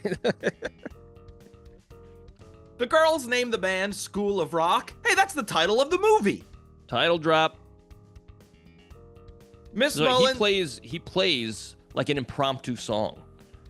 Like and it's pretty good. I took it for my song. Okay. My song's called School of Rock, and I took this for the chorus, and then I wrote a song around it. But I thought This you just kind, named. this kind of ties into the hardest to believe part for me. Who holds a Battle of the Bands audition at like 11 a.m. on a Wednesday and Right. thinks any actual band members are going to be able to show up and play at this time? Same thing Right. with the show. Who books a sold-out theater during a school day, during school hours, and is like, dude, I gotta go to this Battle of the Bands. yeah. I Yeah, didn't even At think about noon that. on a Thursday. Like, whoever Yeah. that promoter is, give them a raise because they are Yeah. crushing it. yeah. That is the They hardest. That is the hardest working promoter I've ever heard of. They Yeah. sold it out with no problem, apparently. Also, with- the prize was 20 grand. Yeah, who is That's this pretty guy? sick. Yeah. Yeah, it's incredible. Yeah, I mean, I'd call in sick for work if that was a chance for my band. Like, Yeah, Yeah, hell sure. So would I, but I don't think anyone would come see us. I know, but Yeah. apparently, unsigned garage bands are quite the draw in this fictitious Yeah, town. I guess so. That's the thing. This movie is very unrealistic to young kids who want to get into music, thinking, "Oh, I'll play a battle of bands. It'll be packed out." No, it won't. Yeah, No, it's gonna be pay to play. You're gonna lose Yeah. money. Miss Mullins says that another teacher heard music, and Dewey accuses that teacher of being on crack. Yeah. Yeah. Then she's like, okay, well then what's that? And it's a fucking guitar in the center, like the corner of the room. Like he's the one who forgot. Everybody else did their job, but he forgot. That's Yeah. great. that's believable. Yes. Oh, yeah. She decides she's going to sit in on the class, clearly suspicious, so he plays them a math song. No, it's 8. Yeah. She's Yeah. like, no, it's 9. not. You're right. I was testing you. Yeah, it's great stuff. Great stuff. Dewey takes Miss Mullins to a bar, trying to get her drunk. Again, this is a weird play, dude. He takes one sip of beer. Oh, look at the puppy. Little Gladys. She was being Nice. antsy. Oh, hi, Gladys. She wants to be on the podcast too. She's loud. Yeah. We welcome her. Miss Mullins takes one sip of beer and is feeling it already. Yeah. Because the minute she hears Stevie Nicks, she starts like singing along and she's vibing. Yeah. But it works. Stevie Nicks has that effect. I get it. Oh, Yeah. no, I totally understand it. Real witchy. Yeah. Again, Joan Cusack, just so good as she's like losing her mind about pressure. She goes, I don't get to have fun. Yeah. And it's this is one of those things where it's like you just see this great acting circles around a guy who Jack Black is a good actor. Yeah. But she's Yeah. just on another level here. She's so good. Yeah. Also, to backtrack a little bit, I like how when she comes into the room, when she's suspicious, he's putting Einstein's theory of relativity on the board. Yeah, that's all he He's knows. like, okay, E equals MC squared. Yeah. It's not in the curriculum, dude. No, absolutely not. Do it. The stylist pitches some sequin outfits, and Dewey's like, no, like absolutely not. Yeah. But that's where he gets the idea of the kids wearing their school outfits on stage. Yeah. That's good stuff. Really Zach is- CDC. Yeah. Yeah. Zach is playing a song that he wrote. Dewey digs it, and the kids all learn it. That night is parents' night, and Miss Mullins asks Ned Dewey to accompany her to parents' night. Well, see, she says like it's not like a date, and I think she is smitten with him. Yeah, I think so too. And Yeah. it's this weird thing where it's like they clearly were like thinking about being like, do we make this a romantic thing? And then they were like, let's not do that. I'm glad they didn't. Yeah. Oh, me too.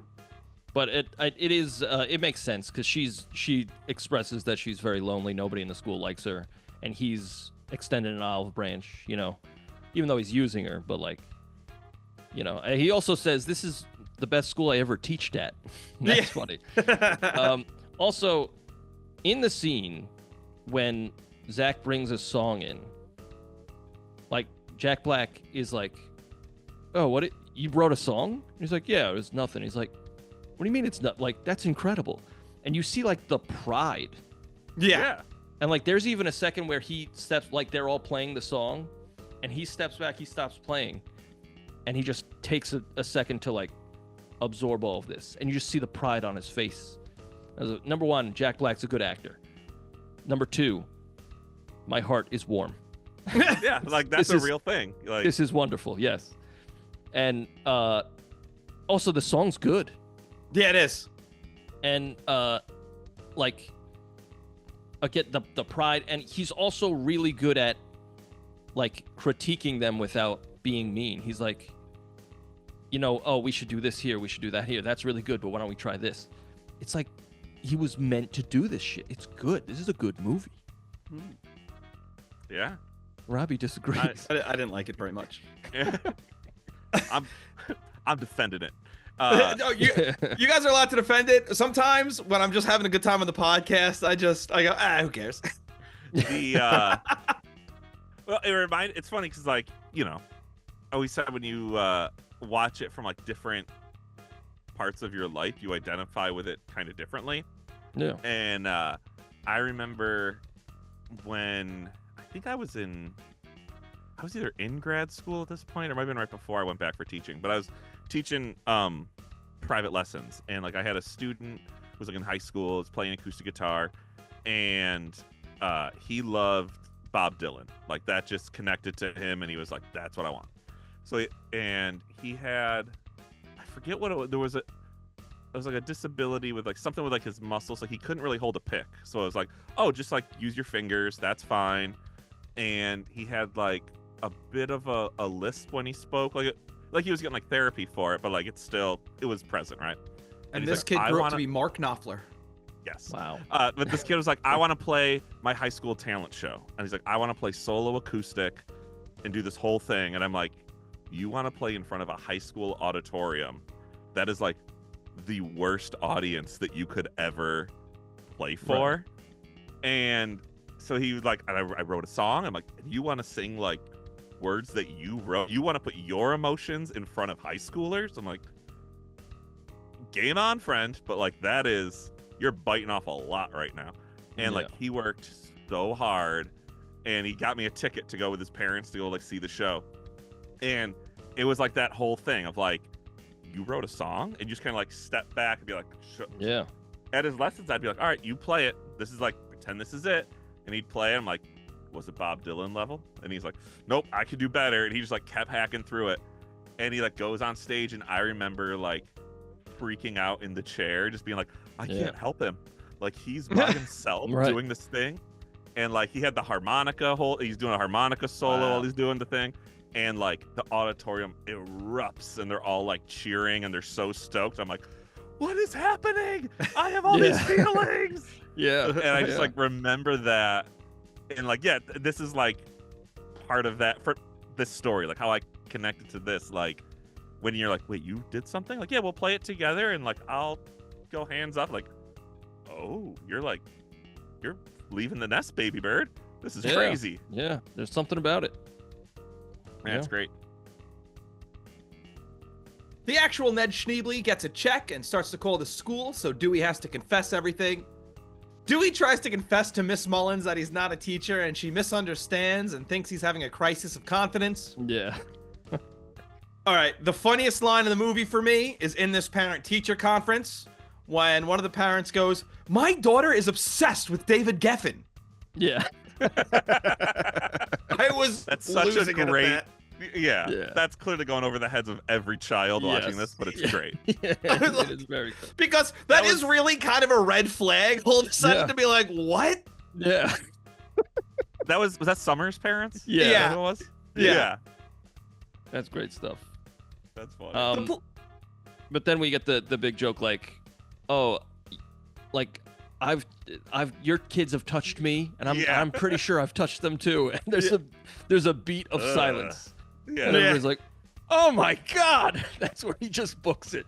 He's like, Some- "Fuck it up." Somehow he gets away. There are cops Yeah. there. There are They were, other they were Yeah. blocking the door. I don't know how Yeah. he got out. He and practices escape route every day after school. Yeah. Yeah. He had to with this plan. Yeah. Yeah. But for some reason, he's able to just go back to his apartment. Yeah, he should be in prison. Yeah.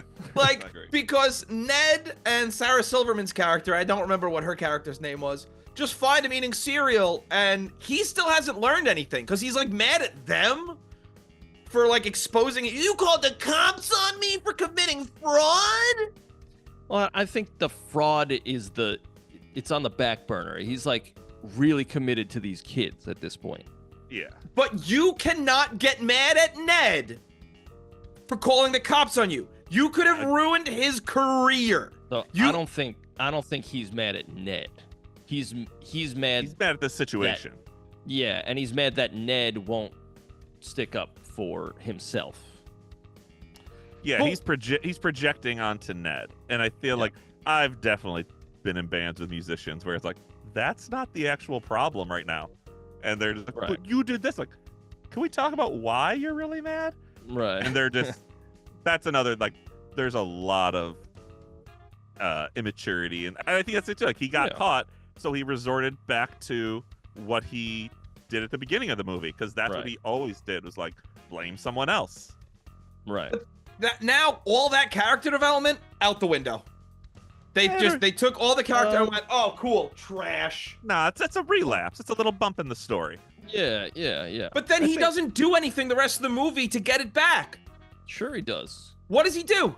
Let's get into when- it. Next scene. Yeah. When they go to the so the Well, kids they come Ned- get him, right? Well, Ned first off tells Dewey to move out. He's like, why?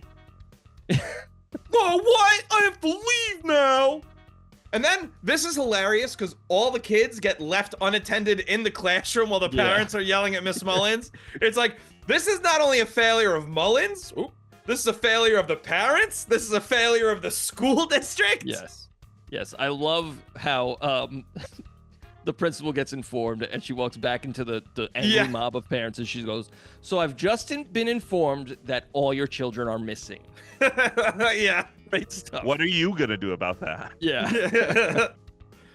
The kids board a bus for the field trip, and they have to go pick Dewey up at his house. It's really funny watching the sub walk into the classroom and panic, and she's just Yeah. running down the hallway, Yeah. screaming for help. So good. This is where we get to the show, and it's the middle of the day during the week, and there are so many people there.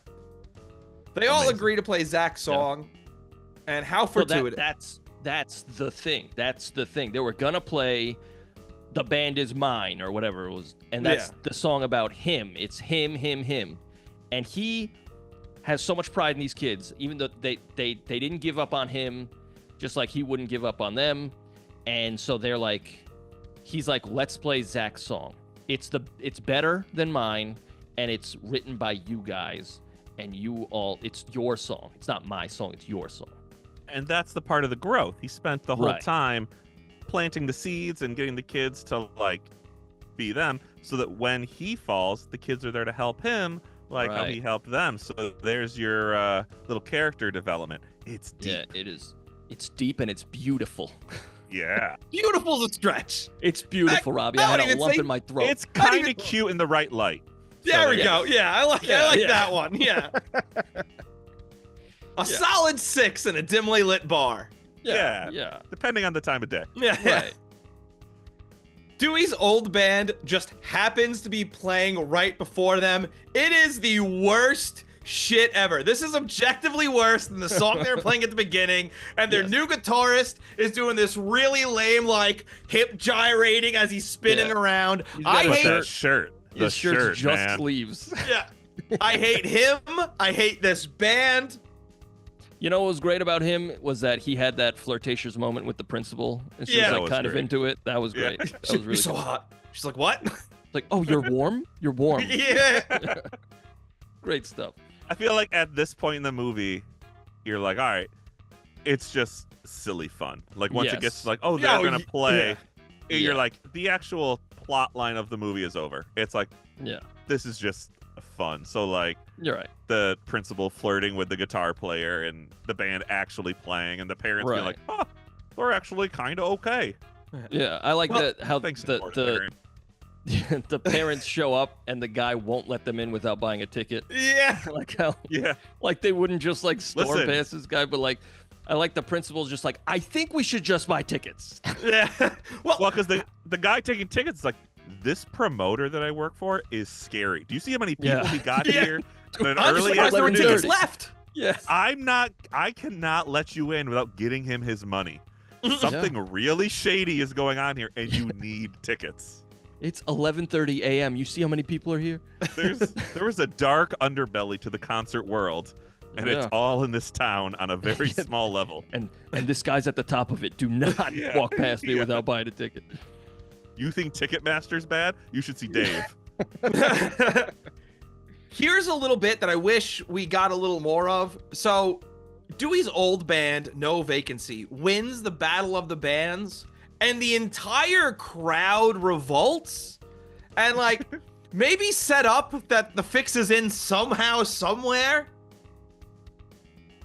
What do you Because No. I don't understand why the whole crowd revolts. Except for this one guy. There's one guy who's like, yeah! mean? Yeah. Well, I think that they just saw School of Rock and they destroyed it. They rocked it. You know. What decided the winner? Judges?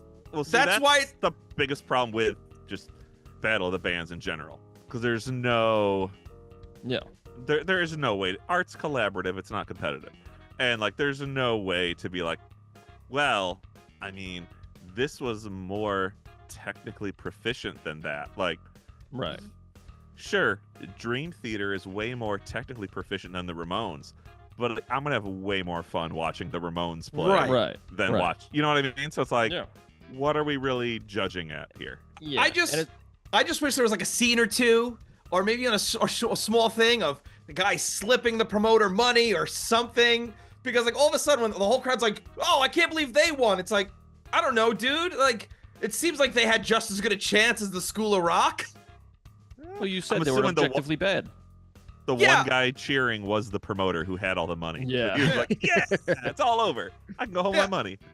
Yeah. I thought the song was bad, but you can't argue taste. Like Yes, someone yeah. probably liked it.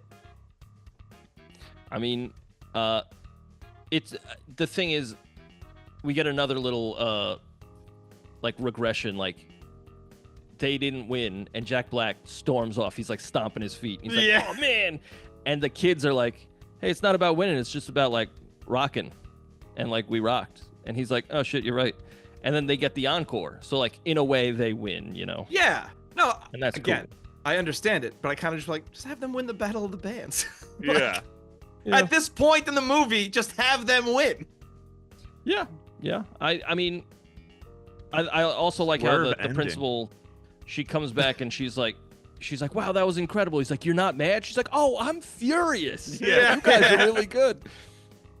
We have to ground it somewhat in reality. Like, Yeah. no, I've already called the cops, but great job. Yeah. That is Yeah. fantastic. you know- I will never see you again. Yeah.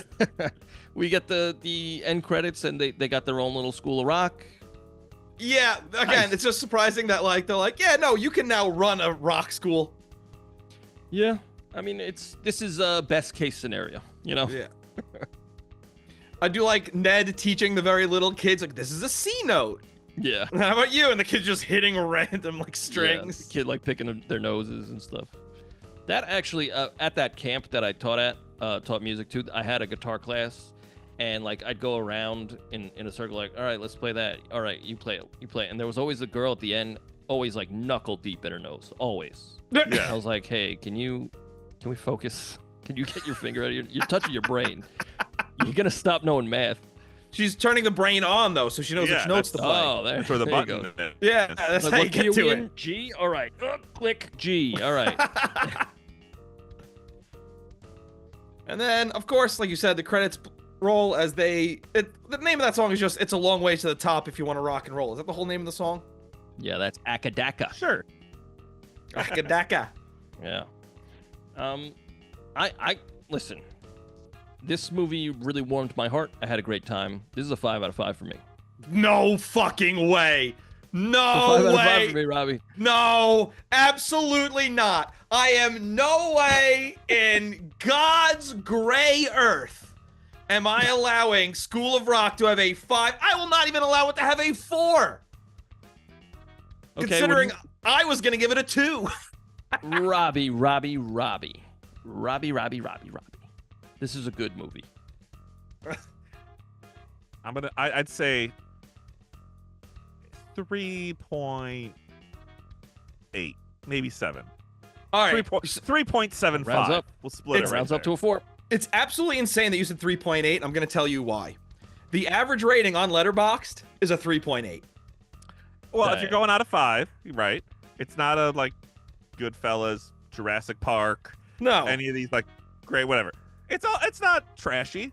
It's not it's not a movie that I would like put on and be like, ugh. If it's on, Right. I'll watch it. I like that it definitely it is really a kids movie, right? It's meant to be shown to kids, but they definitely paid jokes for the adults and jokes for musicians. They went far enough to be like, we're going to reference David Geffen. No non-musician gets that joke. And even adults are just like, I don't know who that is. Right. But like anybody who has done any research into like the music industry is like, that's fucking hilarious. Yeah. So like I those mean, kind of things, you know? I went on vibes. This movie made me feel good. This was a good feel-good movie. Warmed my heart, so that I gave it a 5 out of 5. Okay. All right. If you want to go 3.5, I'll go 4. Oh hell yeah, brother! I'll give you the 4 just because Mark said 3.8 and it was close enough. But that 5 was an outrageous statement, and I think you owe a lot of people an apology. You know what? I stand by my statement, and to those I owe an apology. I say, kick rocks, brother. I was absolutely stunned when I was like, so that's the level of like Titanic and Jurassic Park, huh? Yeah. All right, we're saying that, but I think we gave Basket Case 4.5 stars. Did we? Damn. All right. Follow us on Letterboxd. Mark, do you have a Letterboxd account? I do not. Well, don't follow Mark on Letterboxd because you can't, but you can follow Andy and I as TheRoydsBand on Letterboxd. We just gave School of Rock 4 stars. Wow. Hey, can I ask you guys your opinion on something? Sure. So, Andy, you know I like to write my little parody songs, right? Yeah. So, during the end credits, when they're singing It's a Long Way to the Top If You Want to Rock and Roll, I kept saying, JFK lost his top riding by the grassy knoll. What do you think of that? I think that's pretty good. Yeah, it's pretty good. Okay, that was it. Was that worth derailing everything? Yes. Cool. All right, cool. Andy, No. I have 5 trivia questions I have 3. about so you go this first. wonderful movie. Mark, the way this works is he's going to ask a question, and then you buzz in with your name. So if you want to go, you say Mark, and I'll say Andy. Okay. Yeah. What is the name of the teacher that Mr. Schneebly is substituting for? Mrs. Decker, Mrs. Durst, Mrs. Dunham, Mrs. Daltrey. Andy. Andy. This is Dunham. It is Mrs. Dunham. Oh, Or he calls her like Mrs. Dumb Bum or something like that at one point. What kind of guitar does the lead singer of the band that Dewey got kicked out of play? It's an acoustic. Is it a Fender, a Washburn, a Gibson, or an Epiphone? Say Mark. I think it was an Epiphone, right? It was not. Rob. Yes, A Washburn. it was a Washburn. Yeah, I often have to wash out my burns as well. I don't know so what they don't that get means. infected. Oh, okay. Yeah. It's best that you don't know what it means. Also, Yeah. also my sideburns. I have to wash them. I thought you called skid marks burns. You do now. Hell yeah. How long does Mrs. Dunham give the kids recess for normally? 10 minutes, 15 minutes, 20 minutes, 25 minutes. Andy, Andy. 20. No, it is not 20 minutes. Damn. Mark, Mark. 15. It is 15 minutes according to Summer, which is an incredibly short time for That recess. is So short. awful. Yeah. I have 20, and I extend it every day to 30. Yeah. They're 10 years old. They need more than 15 minutes. Yeah. Yeah. Which of these albums did Mr. S not assign to a student for homework? Was it 2112 by Rush, Led Zeppelin by Led Zeppelin, Master of Puppets by Metallica, or Parallel Lines by Blondie? Mark. It was Master of Puppets. Correct. Hey. What song plays when Dewey gets his instruments after hearing the kids play for the first time? Substitute, The Immigrant Song, Shattered, Sunshine of Your Love. Mark. Mark. It was the Immigrant Song, right? Nope, not when he's getting the. Nope, they play that later on when they're in the van together. Andy, Oh, that's what I was thinking of. Andy. Sunshine of Your Love. It is Sunshine of Your Love. Hey, here's a follow-up. Of the 4 songs I listed, which of them? Listerine. Yeah. Which of them isn't in the movie? I don't Andy, remember the 4 songs you said. Shattered. Yeah, that is true. Yeah. Shayubi, Shattered. What is Dewey's old band's name? Rob. Is it Oh. No Go ahead. vacancy. they are No Vacancy.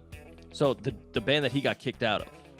Yeah. They changed Oh, their they name. changed the. Okay, so I don't know Yeah. that. Okay, is it Megativity with an M? Megativity.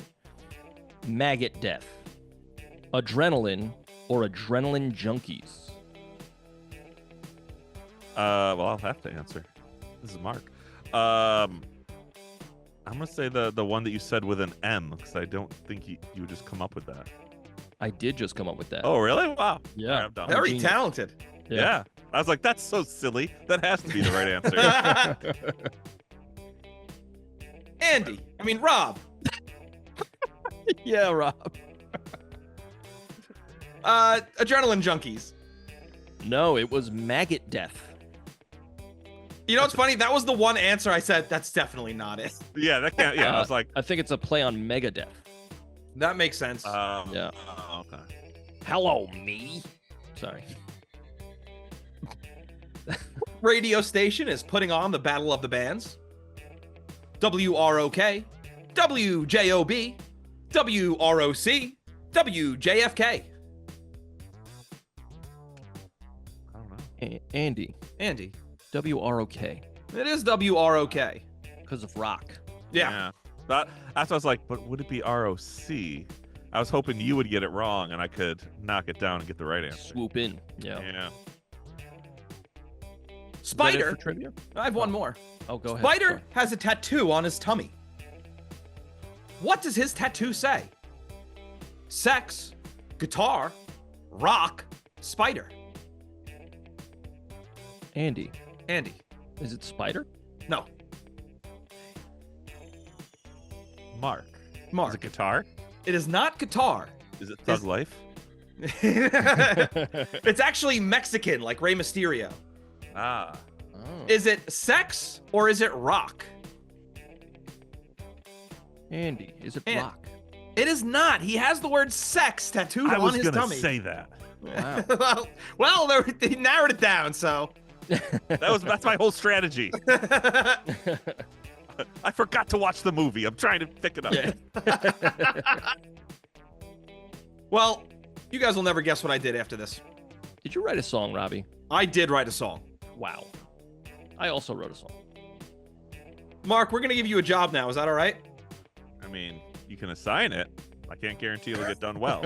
That's fine. I mean, if you fail at this task, you're pretty much like Dewey. I got this sweet backup plan building these little boxes. So There you go. There you go. You're going to tell us who's going to play their song first. Is it going to be Andy or myself?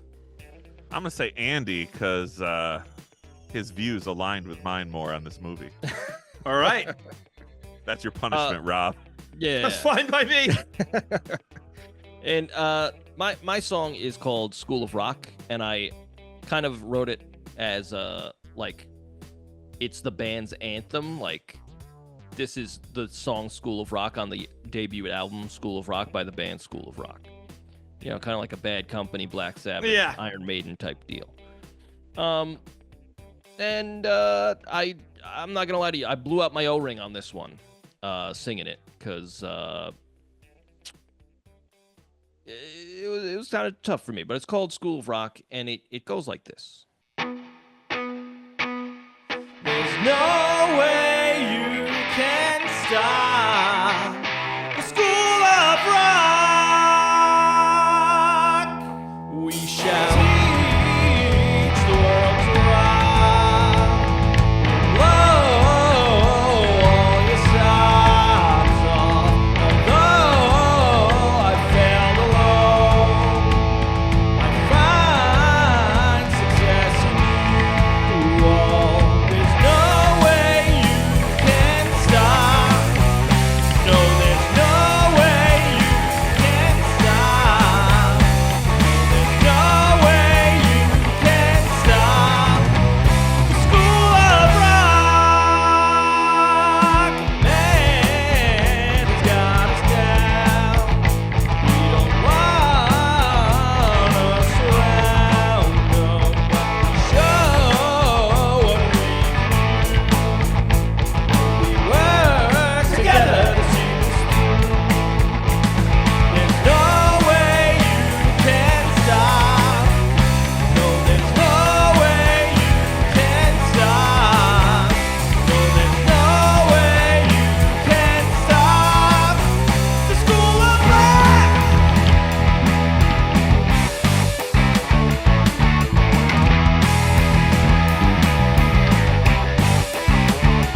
I've seen the man in horse form. He won't submit to all your norms, no. We'll look them dead in the eye. Together we let our free flag fly.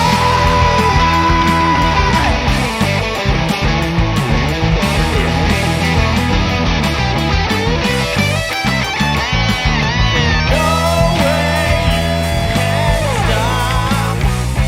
No, there's no way you can stop. There's no way you can stop the School of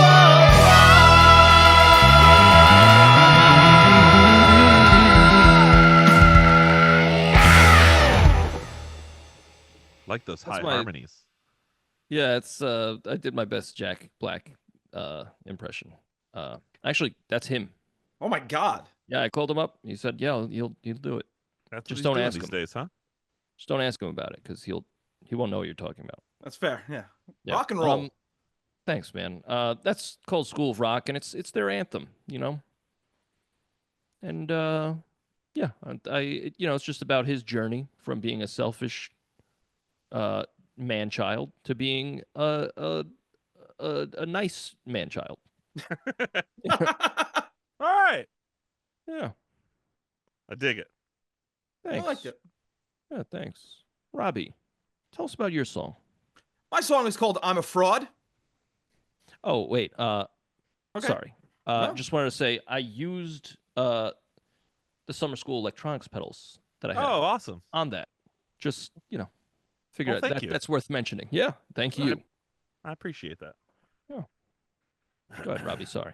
Oh, no. Now I'm okay to talk about my song, Yeah, Andy? yeah, I think All right, so. all I think right, now. awesome. Yeah. Thanks. Yeah, great. My song is called I'm a Fraud, and it's about Dewey in the School of Rock. Because in the band, he was like 2 guitars, a bass, and an organ. That's what I did, and drums. I tried to make it like, something he would do. So it is called I'm a Fraud, and it goes approximately like this.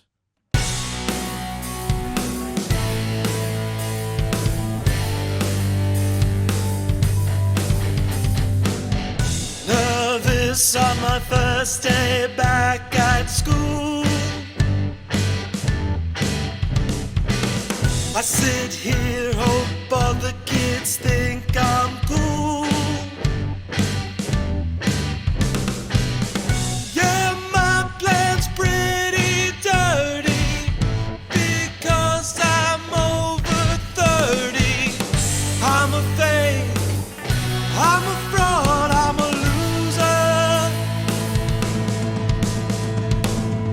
Tired of following their rules.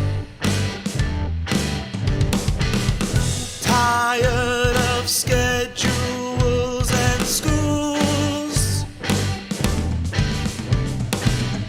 I'll be a star one day. Won't have no rent to pay. I'm a fake. I'm a fraud. I'm a loser. I'm a fake. I'm a fraud. What a loser.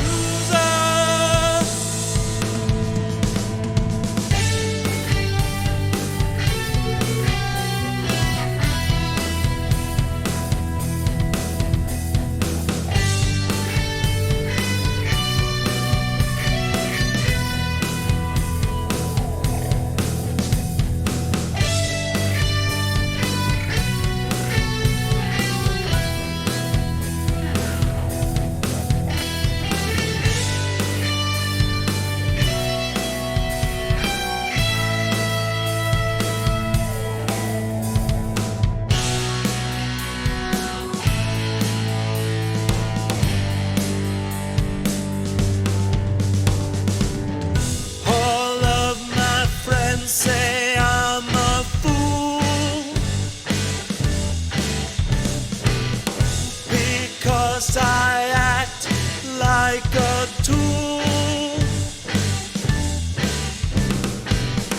Better find a life that's sturdy because I'm over 30. I'm a fake. I'm a fraud, I'm a loser. I'm a fake. I'm a fraud, what a loser.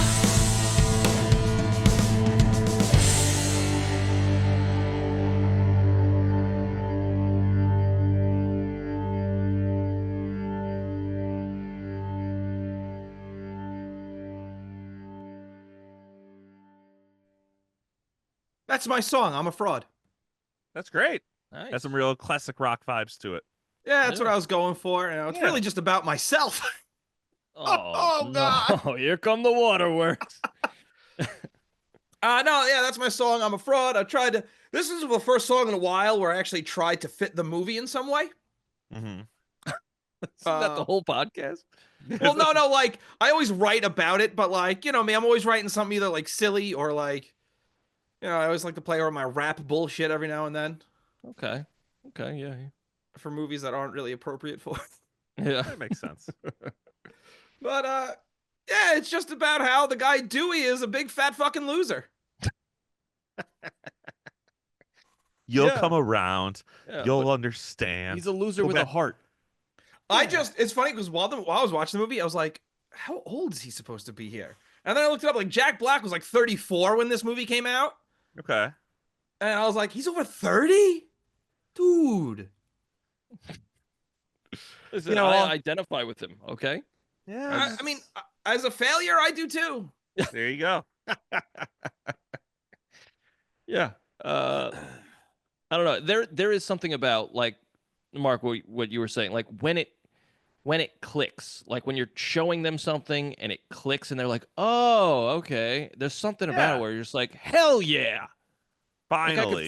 I can bench 450 right now. Yeah. That's incredible. Yeah. Yeah. Doesn't happen often. No, when it not does. often. When it does, it's truly something. Yeah. But one more time, Mark, where can the good people find Summer School Electronics? SummerSchoolElectronics.com. We have dealers all over the world. We have a whole list of dealers on our site. So wherever you're listening to this, you can find it. You can find them all over. Go to Instagram, Summer School Electronics, Facebook. Those are probably the best ones. I think we're on like Threads, and I think we still have a TikTok, but I haven't checked that in forever.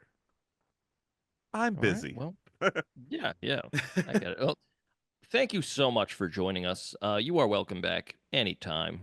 Thank you guys. I appreciate it. This was fun. Yeah, Yeah, absolutely. yeah. Great time. Check out Summer School Electronics. Mark's got some great stuff there. Incredible stuff. Also, I'm really looking forward to get my hands on that reverb, the Spring Break. Oh, it's a fun time. I think I'm gonna be doing a thing down at Small's Music Shop pretty soon, so I might be heading down that way. I'll let you know.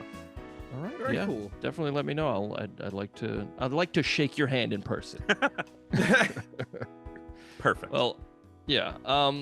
Thank you again for joining us, Robbie. The socials. Before I give out the socials, Yes. there's something very important neither of us have done because we've had a very special guest today. But I'm going to waste our time for a quick second. Are you ready, Andy? Sure. School of Block, School of Sock, School of Shock, School of Lock, School of Bach like a chicken, School of Bach like classical music, School of Knock, School of Dock, take that however you want to, School of Walk, School of Jock, School of Flock, School of Ham Hock, School of Schlock. You got any, Andy? Please tell me you have all the same, but you just rhymed school instead of rock. Okay, You just rhymed all right. the first word. Fool of Rock, Jewel of Rock. Tool of rock. I think I was handwritten. I was doing that while our songs were playing. Well, you know what? I'm going to tell the people where they can find our music. You go to Spotify, Apple Music, Deezer, wherever you get your music, and you search The Royds. That's ROYDS, but you know that. You're here. So, yeah, you find a whole bunch of stuff there. Collections from this podcast, as well as studio recordings from the before time. But if you want everything, you go to TheRoyds.bandcamp.com, and you will find literally everything that the Royds have ever done. Stool. No, What? not stool. Music. Oh, Mostly okay. music, yeah. Because But also, you'll also excrement.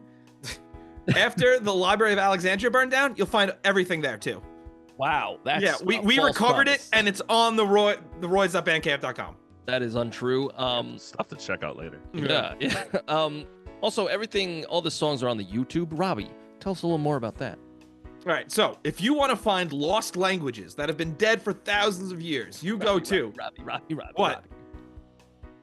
The TheRoydsBand. socials. Oh, Yeah. TheRoydsBand on Instagram, on TikTok, on YouTube. You can listen to the podcast on YouTube at the Roy. Wait, not listen. You can watch the podcast on YouTube. You might be Whoa. doing that right now. Oh, whoa. At the Royds Review Podcast. Wherever you are listening to us, give us a 5-star rating and review. It really helps you and I. Yeah. Well, Robbie, I forgot to ask, what do we got going on next week? Well, it's Final Destination. Nice. Living dangerously. Very, very, You know, very just good. my imagination. Yeah, it was, you know. It's excellent. So It's excellent. I guess Great that's job. going to be my parody for that next week. Okay, you better get to work, brother. Hey, I did Sade for Scream 3. That's true. I think it's Sade. My bad. All right. That's Well- on me. Again, it's the whole Kyle Glass gas situation. Of course. Yeah. Let us know. I'm just a big dumb idiot. Mark, thank you so much again for joining us. Thank you, guys. Thank you. Yeah. We'll see you next week for Final Destination, and we'll see you later. Bye, everybody.